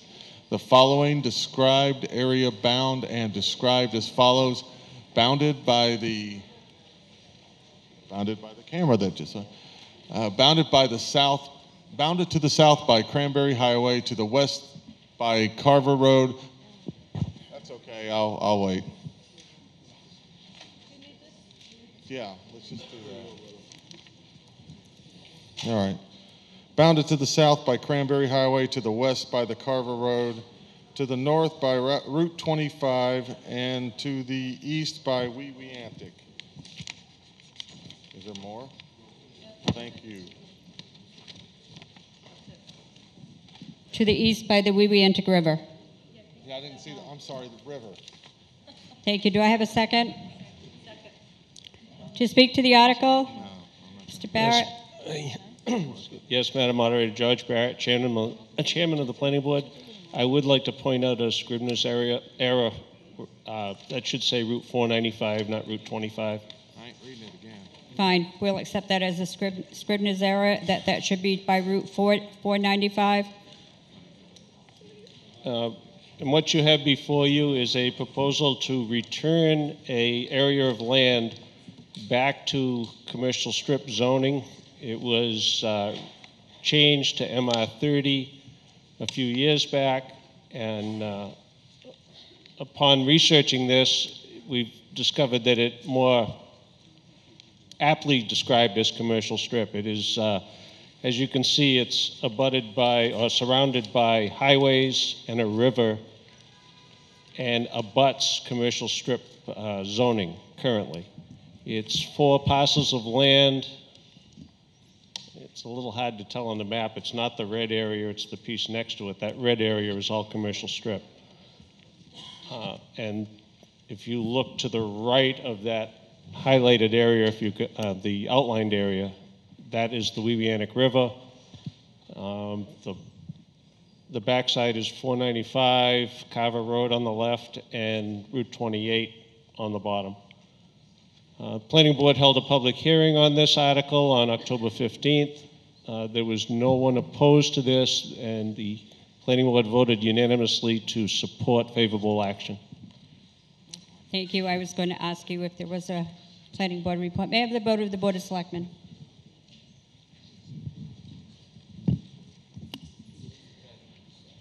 Madam Moderator, the Board of Selectmen voted 3 in favor, 1 opposed, and 1 abstention. Thank you. May I have the vote of the in recommendation of the Finance Committee? Madam Moderator, the Finance Committee voted 6 favorable, 0 against, and 1 abstention.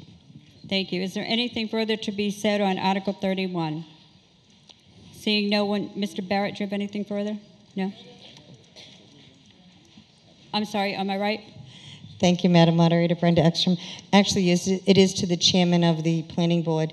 Mr. Chairman, I believe it was back in 2006 when many of these areas were changed and there were some modifications done by the Planning Board of the Zoning Rewrite Committee, or that you guys supported. One of the issues with that was that we were trying to get away from commercial strip, and you were changing it to commercial general. And I was just wondering, why are we bringing this back to commercial strip, or bringing it to commercial strip, which is something that the Planning Board years ago decided that was not a strong thing for the town. And I'll reserve my time to ask you something else maybe after. To answer the question only, please. Yes, we contemplated taking that extra step to make this commercial general, but we thought it would just complicate matters and try to handle it on a larger scale at a later date. That side of Route 28 around that time was all changed from commercial strip to a residential zone, kind of billed as a temporary change, with the anticipation of creating different zones like a neighborhood commercial and things like that. That hasn't been done yet, so we figured we'd stick with the commercial strip because that is what this parcel abuts. Does that answer your question? It does answer my question, thank you. I would urge the body to vote against this. This is something that I would consider spot zoning, which is illegal by the Massachusetts Supreme Court. There are 3 parcels. One of the parcels that this is, because I looked it up, one of them was an unbuildable lot that was sold in tax title by the town of Wareham. The other one is a residence that has owned the property as far back as our records have. That's at least 20 years or so, and it has a cranberry bog on it. But there are 3 houses on this. The dividing area would be the street beside it, which would be where Dottie and I think it's North Carver, or Carver Road. It's on this side, if you're heading up West Wareham. It's on this side before you get into the businesses and stuff. So it's still on the side where all the residents are. I think that I don't know why it would randomly be picked out to satisfy the desires of two Time. landowners. So I would appreciate everyone voting no until we can get to the bottom of it. Thank you. Mrs. Donahue? Thank you, Madam Moderator. I have a concern about this article, which isn't substantive, it's technical. The description of the land, as the previous speaker mentioned, because we're a small town, we pretty much can say up 28 by Carver Road. So putting it in the warrant article as such, so we understand where the piece of land is fine. But I don't think this qualifies as a clear legal description. Do we have a assessor's map and lot? I don't know that we need a meets and bounds description, but I think we need to be a little bit more clear what we're referring to, just a certain area in there. So that's I guess a point of information, a question for town council or the planning board, if they could clarify this piece of land for us in a legal description. Could you, okay, so your question is because there is no legal description of meets and bounds that this would not meet approval? That's my concern. To answer the question? To answer that, and I'd like to respond to another comment made by Yep, to answer the question, Mr. Barrett. As far as the legal description, council could correct me, but where we have approved zoning maps, just defining it on the map would take the place of a meets and bound description and identifying it on the map.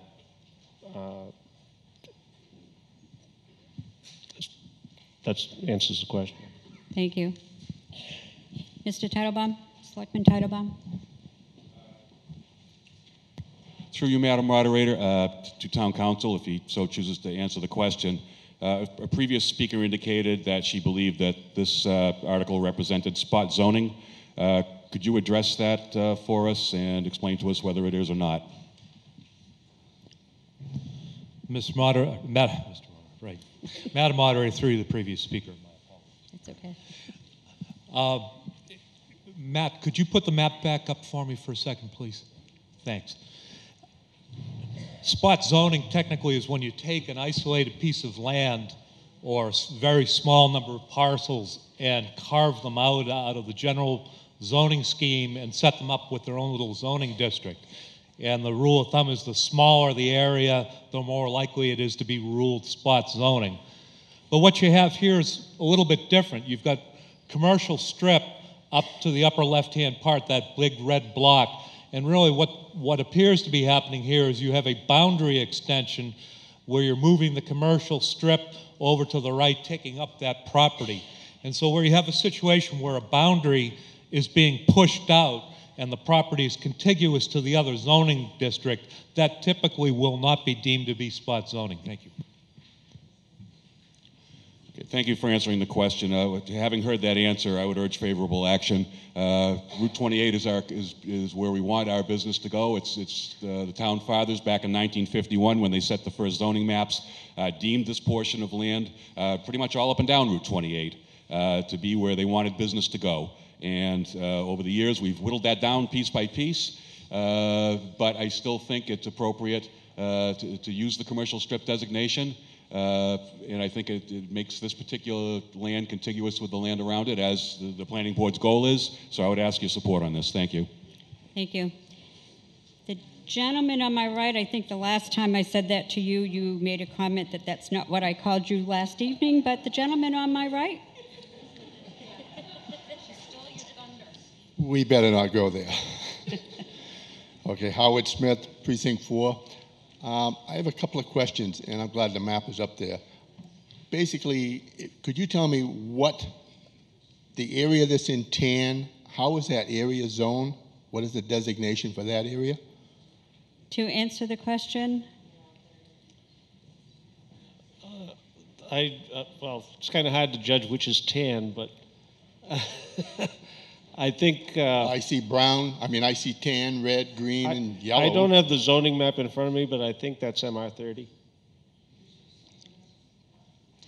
And may I ask another question? Basically, the road to the right is Route 28 Cranberry Highway.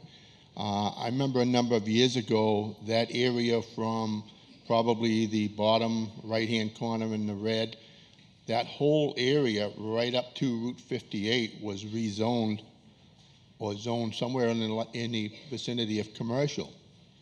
Has that area below this changed then? Are you talking? To answer the question, Mr. Barrett? Yes, Madam Moderator. If you're referring to the, I guess would be east side of 28, that was, a lot of that was changed. It was billed as a temporary change from commercial strip to residential. It was anticipation that the Wareham Crossing development would cause other big box development along the highway right up against our residential areas. And the thought at the time was that once that zoning could be scrutinized a little bit, we would return with some changes. We have attempted some changes at previous meetings and not been successful. In regards to this particular change, with our commercial zoning, it's always good to have a buffer between commercial and residential. And the Weemianic River, in this case, forms a natural buffer between the residential uses to the southeast, and to the northwest, you have all commercial uses, and Cranberry Highway shields it from other residential uses. So we thought it was a good fit. Thank you. Okay, thank you. Is there anything further to be said under Article 51? Seeing no one at the microphone. Ladies and gentlemen, because this is a zoning article, it does require a 2/3 vote. I am going to try a voice vote, but I'm going to ask you to raise your cards. That will give me a sense of whether or not it does meet 2/3. All those in favor of Article 31, please raise your cards and say aye. Aye. All those opposed?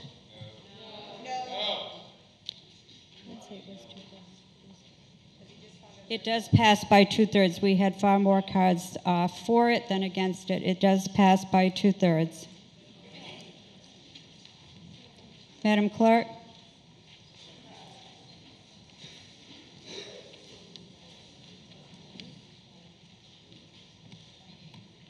Article 28.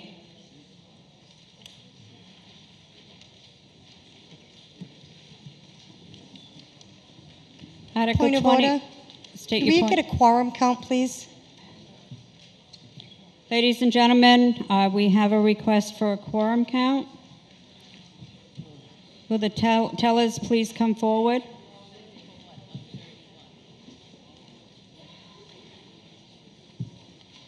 Ladies and gentlemen, would you please raise your cards for a quorum count?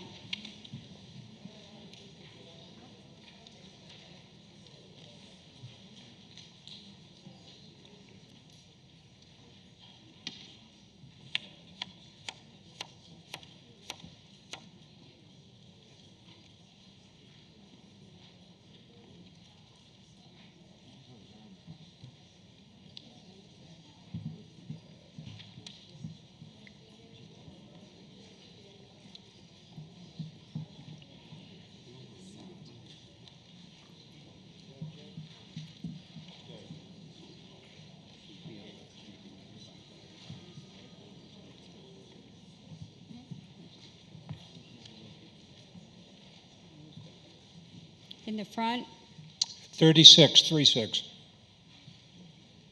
it's 3-6. To my right? 22. To my right, 22. In the center? 64, 6-4. The center is 64. To my left? 38, 3-8. We have 160 voters in the hall. We do have a quorum to act on all of the remaining articles. Article 28. Article 28 is to change the town charter for the election of sewer commissioners. May I have a motion from the Finance Committee? Yes, Madam Moderator. I move that the town vote to petition the Great and General Court for special legislation Oh, is That's that it. Special legislation in substantially the form as printed in the warrant. Thank you. May I have a second? To speak to the article? Selectman Slavin?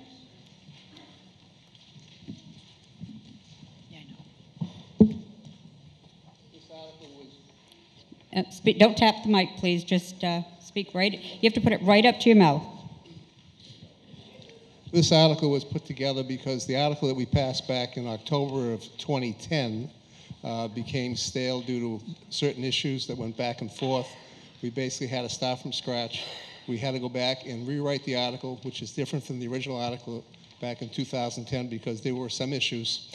I spent time with our town council, Bowen, to go through and try and make sure we had no loopholes, no possible questions, and to get this correct so we get this done once and for all. The changes were done to basically to make this happen. We also had to take the superintendent for the sewer department and specify out the position because of some of the issues when you break away the Board of Selectmen from the sewer commissioners, because some of the powers of the Board of Selectmen go with them and don't stay. Thank you. Thank you. May I have the vote of the Board of Selectmen? The Board of Selectmen voted 3 in favor, none opposed, 2 abstentions. May I have the vote and recommendation of the Finance Committee? The Finance Committee voted 7 in favor, 0 against, and 0 abstentions. Thank you. Is there anything to be said on Article 28? Selectman Titlebaum? I rise in support of the article. Some people have indicated that they're concerned with the article because it does contain different language than the article that was passed at the last town meeting that died in the state Senate. The reason for these changes was to, as Selectman Slavin said, to specify the duties of the sewer commissioner. In much the same way as our town charter talks about the relationship between the town administrator and the Board of Selectmen, the same thing that has in essence been done here. And frankly, what's being presented to you tonight is a much better article than was voted the first time. It sets forth quite clearly what the duties of the superintendent are. It sets forth quite clearly what the duties of the board are. And frankly, to me, it's a vehicle that will lessen any chance of litigation between a disgruntled sewer commissioner, and I'm not saying our current sewer commissioner would be that person, and the Board of Sewer Commissioners. Thank you. Gentleman on my right? I'd like to make a motion to amend the article. David Begley, Precinct 2. May I have your motion in writing, please? Yes. Would you please state your amendment?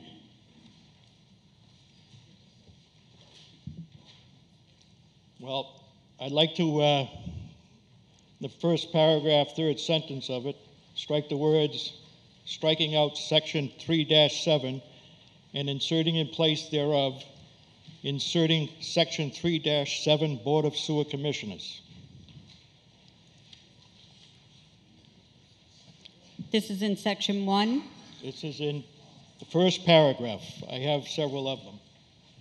Okay, so in section 1, the third line down. Yep, strike the words, striking out section 3-7 and inserting in place thereof, inserting section 3-7 Board of Sewer Commissioners.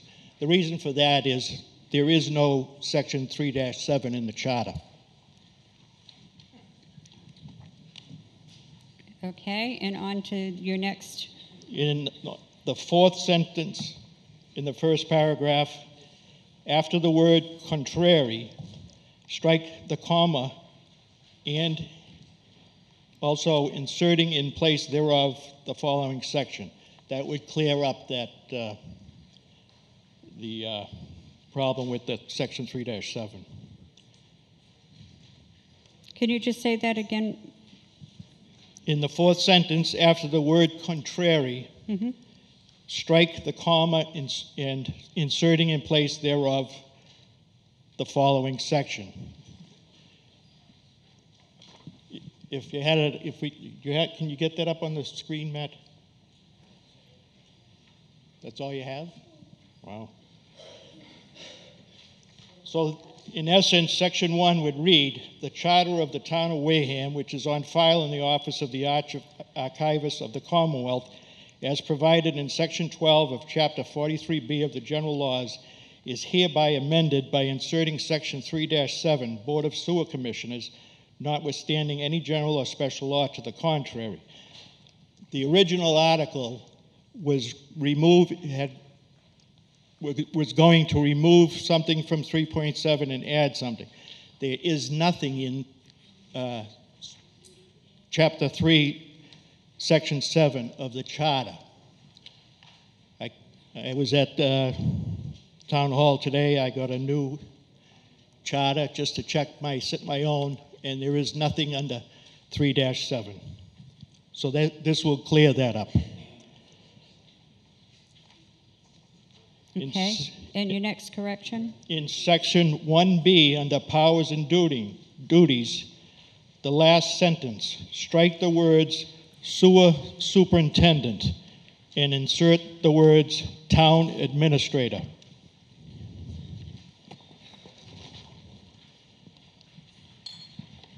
So would you read the final sentence so people can write that into their warrant?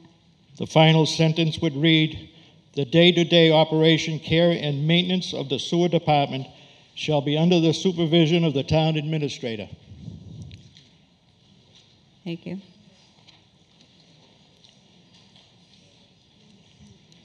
In Section 1D, under sewer superintendent, in the second sentence, strike the words sewer commission and insert the words town administrator.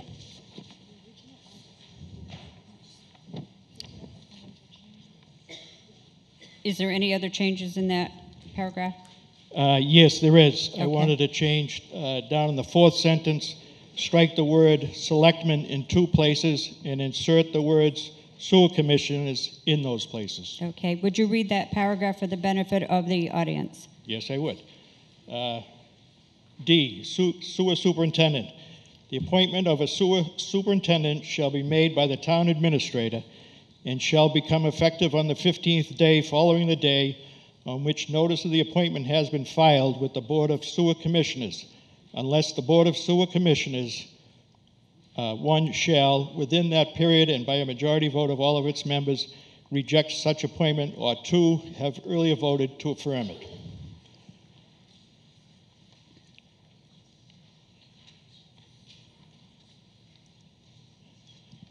The last thing I have is in Section 1E, powers and duties of sewer superintendent. Strike Section 1E in its entirety. Thank you. Are those all the corrections that you have? Yes, they are. Thank you. Do I have a second? Second. Have a second. To speak to your amendment. To speak to my amendment, I was on the Charter Review Committee when this was first brought before town meeting. The article before you tonight is in no way, shape, or form anywhere near it. The article before you would have taken all the powers and duties from the town administrator and given it to the sewer superintendent. In essence, it would be forming a separate governmental unit, with the superintendent being the executive branch, and therefore by making the sewer commissioners the legislative branch. You'd never see this before town meeting again.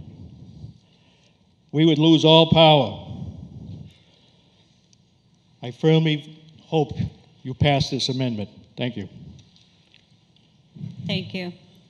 Is there anything to be said to the amendment? Selectman Begley?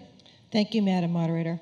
I had questioned this article when it came before the Board of Selectmen, because here's the original article that this board passed. It's 2 pages long, and it contains that the town administrator is overseeing the sewer superintendent.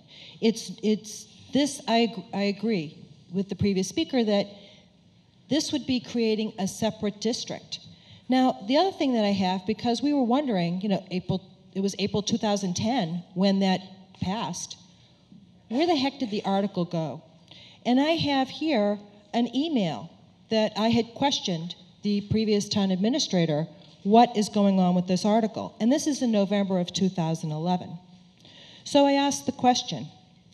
So the previous town administrator referred it to town council, who responded because I asked if this was still a valid article. And it's still valid in my opinion. I'm quoting, "It was forwarded in some fashion and the Senate has it, not Representative Gifford. After some exchanges with Senate staff about concerns they had, I have offered a proposal that ought to address their concerns about possible conflicts with other laws. I think it's a non-issue." Well, then, for some reason, it languished and became stale. Well, my concerns are these. There may be some language as long as it doesn't conflict. So notwithstanding that it conflicts with any other laws of the land, but 20 not seconds. 3 pages worth of changes to the article that this body voted in the affirmative. So I urge you to support the amendment. Thank you. Thank you. On my right? Thank you, Madam Moderator. Brenda Ekstrom. It appears to me that the amendment is asking for the sewer department to be handled the same way, or very similar, if I'm not mistaken, to the way that the elected Board of Assessors work with the assessing department.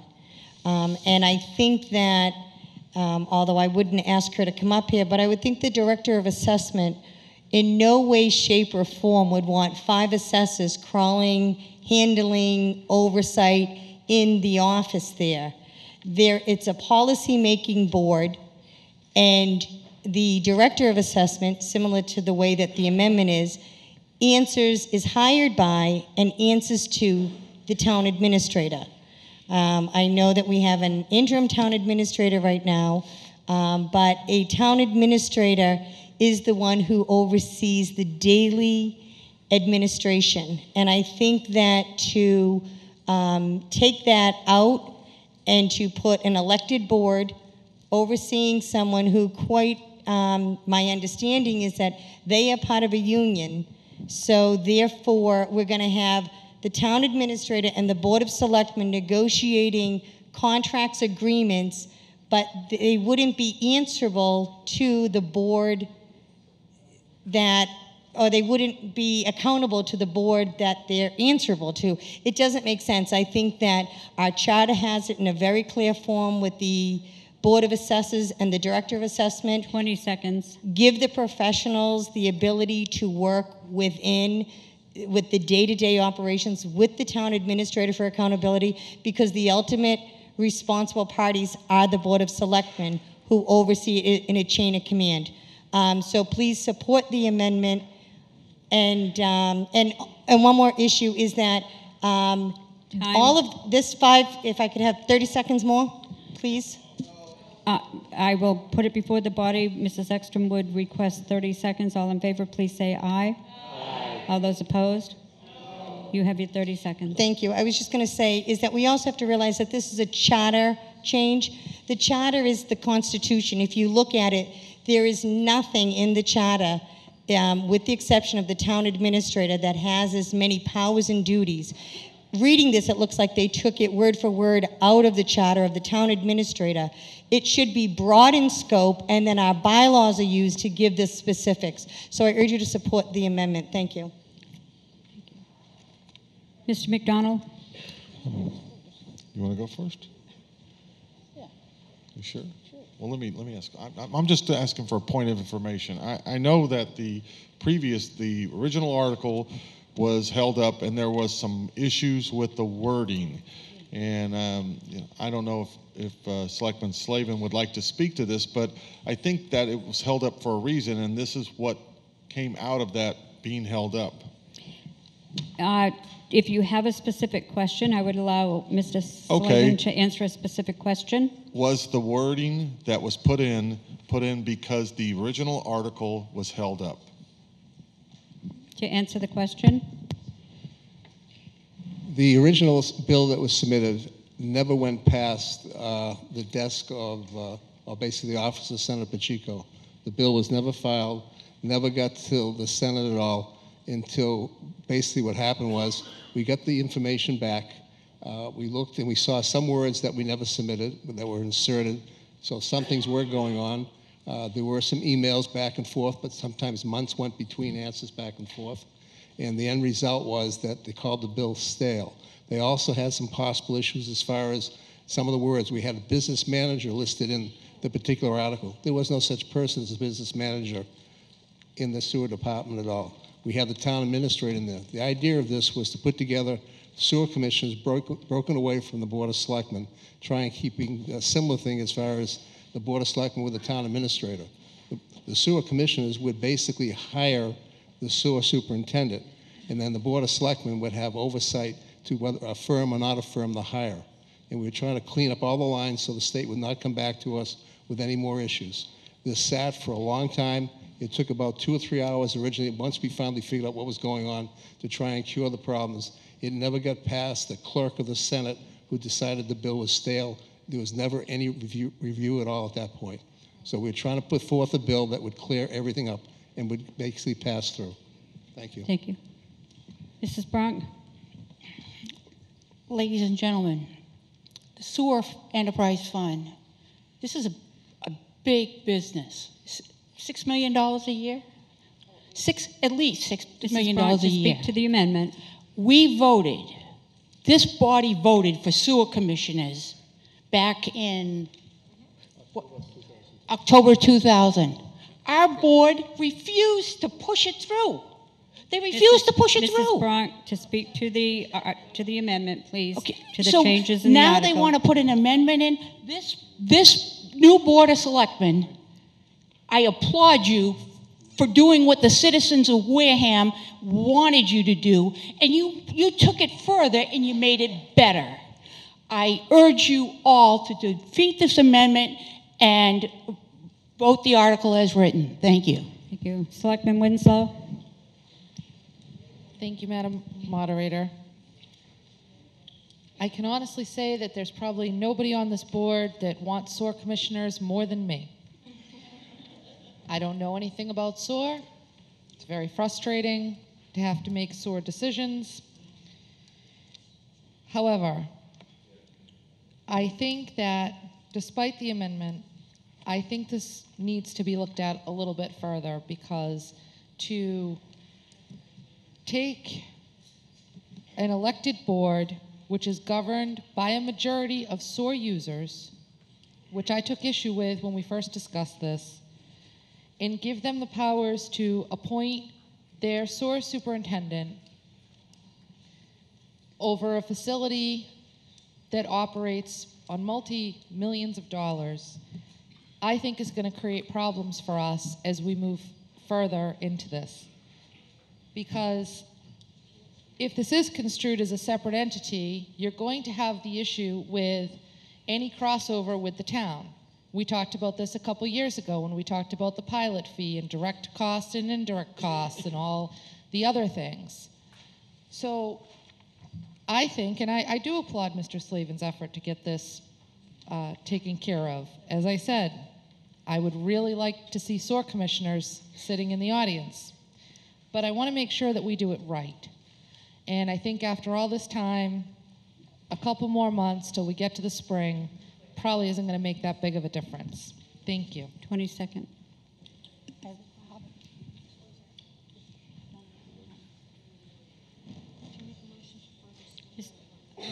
Am I right? How long does it take to make this right? Our town has lacked continuity in our leadership for a very long time.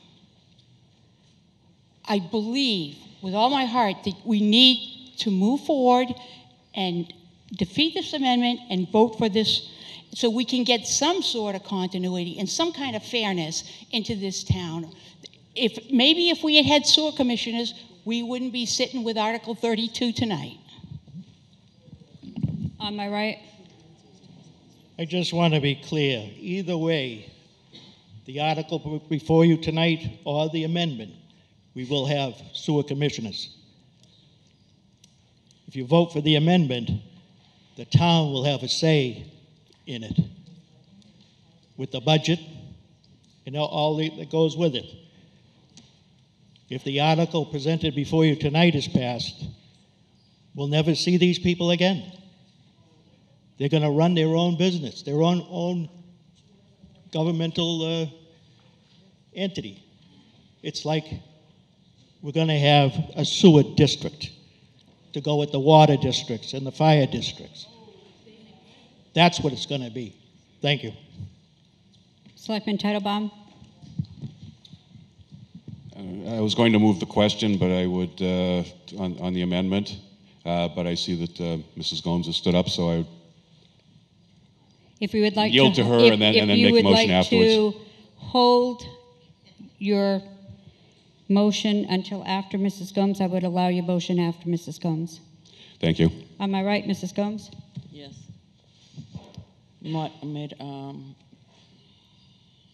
I like to say, in Article 32, we had so many problems. I mean, it's time to make change. If we keep on passing things and not being effective, we need to make a change. This has been a big problem, and you're saying, the finance company saying that we're taking in so much money, we've been fighting this for a whole year. We don't want the same problems to come. We have a budget, the taxpayers. We need to do something, act on us, and act on what is the right thing to do so that we don't have the same problems that happened in Article 32. So we need to do something. We can't keep on putting it off for the spring, putting it off for next year. Let's do something. Let's do something that will relieve the taxpayers. Thank you. Is there anything further to be said? I see no one standing, so actually I don't think we need your motion to move the question. The motion before you on Article 28 is an amendment put forward by Mr. Begley. In the first paragraph, third sentence, you're going to strike the words, striking out section 3-7 and inserting in place thereof, inserting section 3-7 Board of Sewer Commissioners. In the fourth sentence, after the word contrary, strike the comma and insert in place thereof the following section. In section 1B, the last sentence, strike the word sewer superintendent and insert the words town administrator. In section 1D, sewer superintendent, in the second sentence, strike the word sewer commission and insert the words town administrator. In the fourth sentence, strike the word selectmen in two places and insert the words sewer commissioners. In section 1E, powers and duties of the sewer superintendent, strike section 1E in its entirety.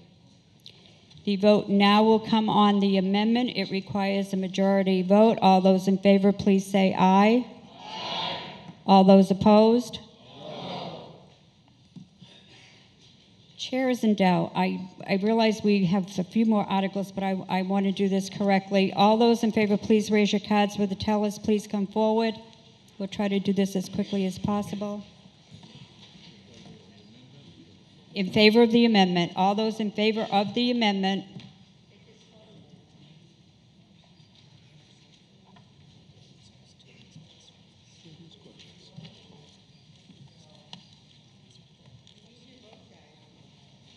Keep your cards up high till they tell you to put them down.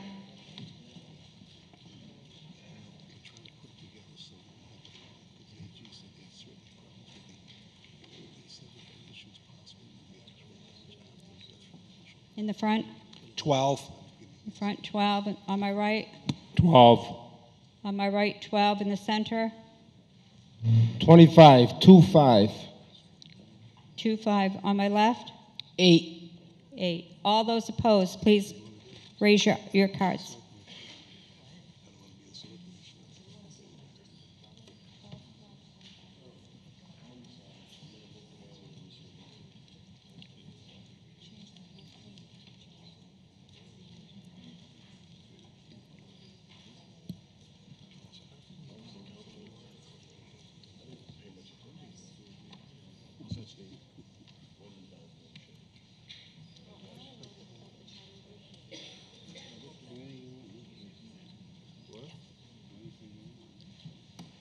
In the front? 1818. Front 18 to my right. 5. 5 in the center. 23, 23. In the center 23 to my left. 22. 22.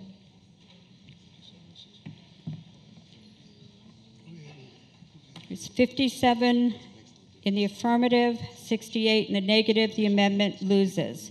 The vote now comes before you on Article 28 as the original motion. Madam Moderator? To what? Do you rise to speak to Article 28? Yes, Madam Moderator. Ms. Selectman Winslow? I'd like to make an amendment for further study. We have an amendment and a second by Mrs. Winslow for further study. Is there anything to be said on the amendment for further study? Mr. McDonald? Madam Moderator, through you to the body, we have further studied this enough. I think it's time to act. Just a little bit. We have a $6 million, as our chairman said, enterprise fund. It's a huge business. And at this point, we have a lot of bosses over that. This will take some of the pressure off the selectmen as they move forward doing other things. We won't have to come in here every year and hear a vote of how much money they deserve. We'll now have an elected board of sewer commissioners. What we've been asking for all along. This is what we've been looking for. We'll also have someone in charge. It'll be a superintendent. I understand we want to control everything in town, but we cannot simply continue to control every little avenue in this town. I don't know what we're getting at. It's very different than working the Board of Assessors, which is a appointed board. Or is it elected? Is it elected board? We are elected. It's very different, in my opinion, because it's a $6 million enterprise. This is not an enterprise fund. This is a department of town you're talking about. This is an enterprise fund. It makes money. It is definitely something that we have to get past this further study every year. We need to move on. Let's go out, let's go ahead and get this done and quit studying it until somebody comes back in and tries to log it down so that it doesn't go to the Senate. 30 seconds. Point of information. Martha Strong. State your point. What, I did not hear a second to the amendment. Was there a second? I did not Yes, hear there was one. a second. Thank you very much. You're welcome. On my right. Thank you, Madam Moderator. To the previous speaker, you're right. The Board of Assessors, it's a little different. They're only responsible for all of the assessment of all property in the town of Wareham. Mrs. Ekstrom, please. I just would like to Mrs. Ekstrom, just a minute. The motion before us is for further study. The comment should be, should we further study it or should we not further study it? Okay, so thank you, Madam Moderator, but please keep that in mind for everyone.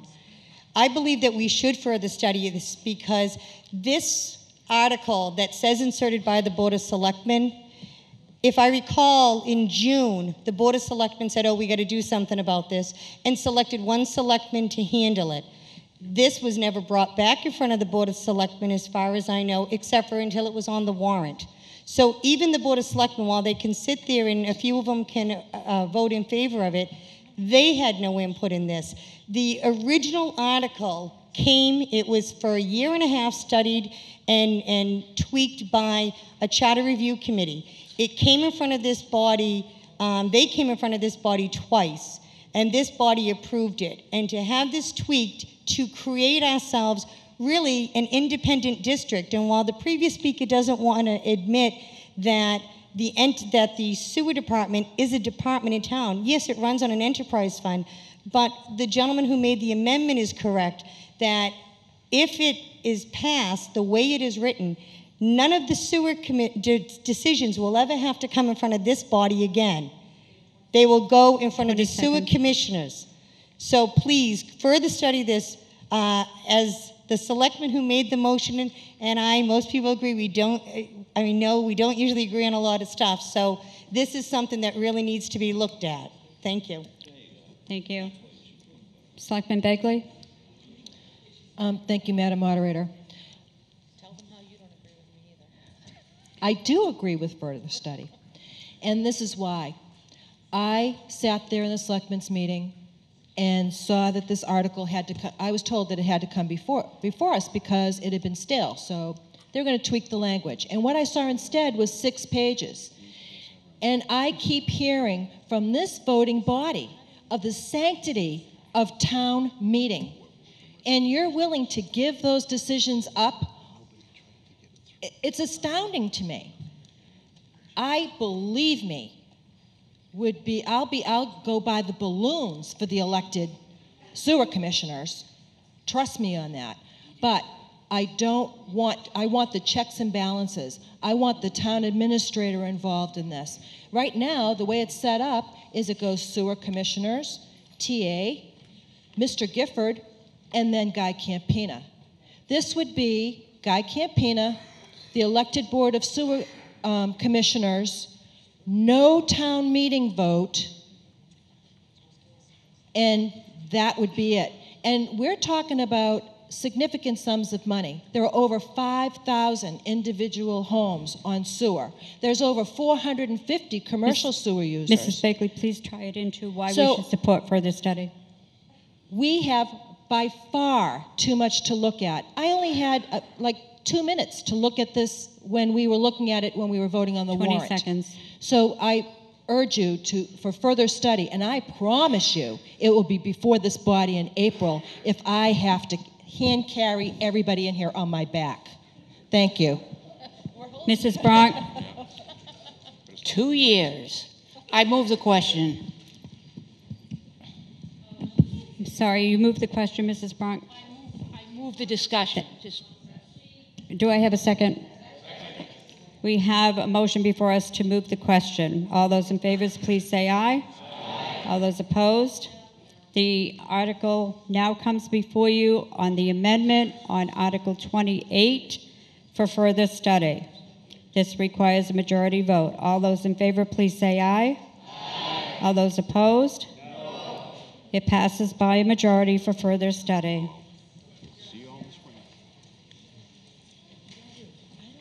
Madam Clerk. Madam Moderator, point of information. State your point. Who is going to further study this?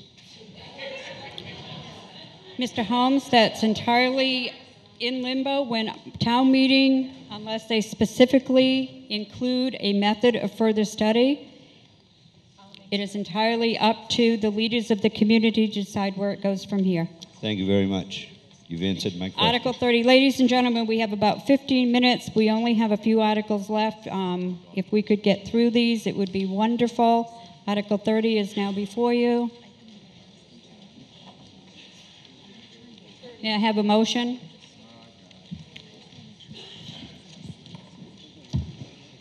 Madam Moderator, I move that the town vote to appropriate $10,000 from the sale of lots and graves account to hire an arborist to evaluate the health and condition of the trees and the shrubs in the 3 town-owned cemetery.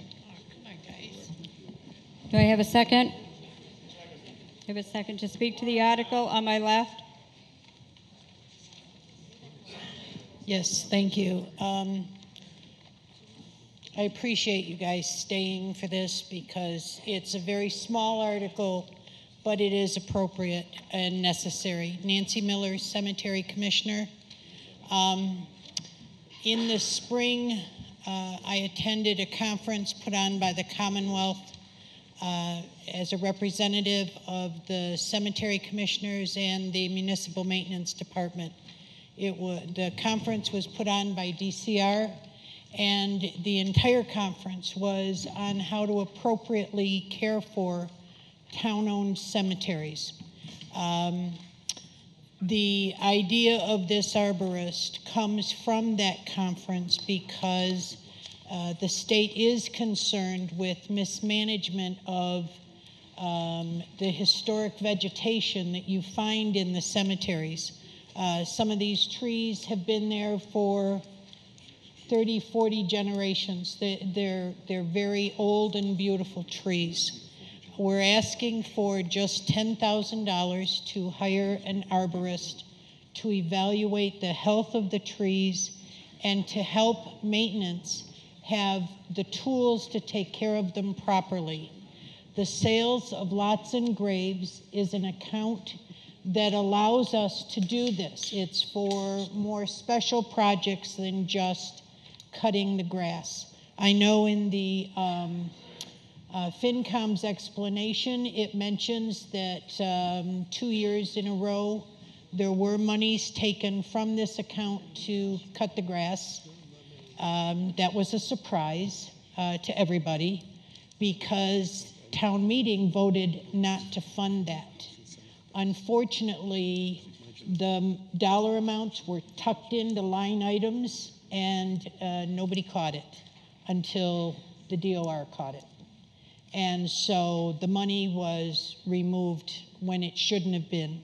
But sales of lots and graves is to be used for specific projects that will enhance the cemeteries, but not for cutting grass or that type of thing. One of the other projects that's being looked at is to help fund building a new garage that is desperately needed by maintenance out at, I believe it's Agawam. So the law requires that the selectmen be part of this process. They will be part of this process. When we voted to bring this before town meeting, we were on a deadline for the warrant closing. We had an issue this year where, well, last year and this year, two of the cemetery. 1 minute, Nan. Okay, thank you. 2 of the 3 commissioners did not renew their membership, so we, for a while there, were without a quorum. The selectmen had to take over for a little bit. We only had a week in order to get this in before the warrant closed, so we have not gone before the selectmen to work with this yet, but we certainly will. It will give the maintenance department the tools that they need to begin properly caring for some very, very beautiful pieces of the landscape out there. So please support this. Thank you. May I have the vote of the Board of Selectmen? Madam Moderator, point of order, please. State your point. Does this article require any expenditure of funds? Yes, it does. Then I call for a quorum count. Are you sure that you would like to do it at our last count? My opinion We had 160 voters in the hallway. We do have a quorum. On the last card vote you took, Madam Moderator, you had 125. Yeah, we had 160. 125 on your last card vote. Our last Card quorum vote. count. I'm Okay. asking for a quorum Okay. call. Selectman Holmes is asking for a quorum count. Would the tellers please come forward?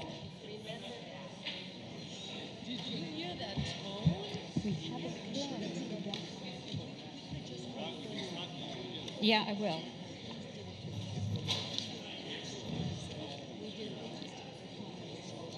So that means we adjourn, not conclude. Are you available next Monday? We do a couple of money articles. Like 3 of them.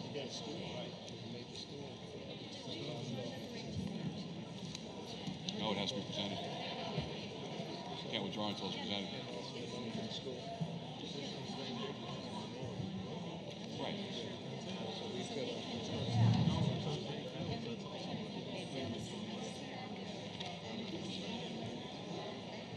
We're not spending. It's spending, not. Yeah.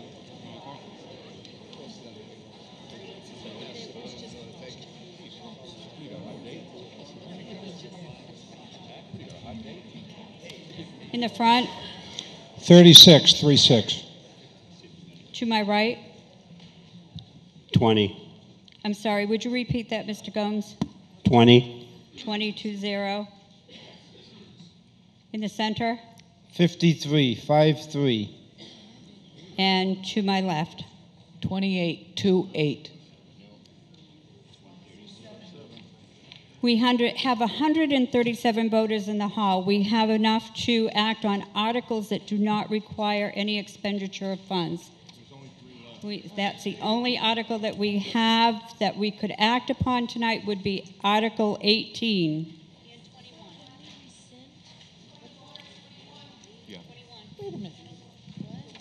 Yeah, we can vote not to spend money. Madam Moderator, point of order. Please state your point. Are we able to vote on number 21 since it's rescinding of funds and not expending? Yes. Okay, thank you. So we could stay and do Article 18 and 21 until the hour of 10 o'clock. We have 7 minutes. Madam Moderator, question, please. Let's go fast. I'm sorry, wait a minute. Just a minute. Do you have a point of order? Yes, please. State your point. Does this mean we come back next week? Yes, it will mean we will have to come back. We have tomorrow night available or next Monday.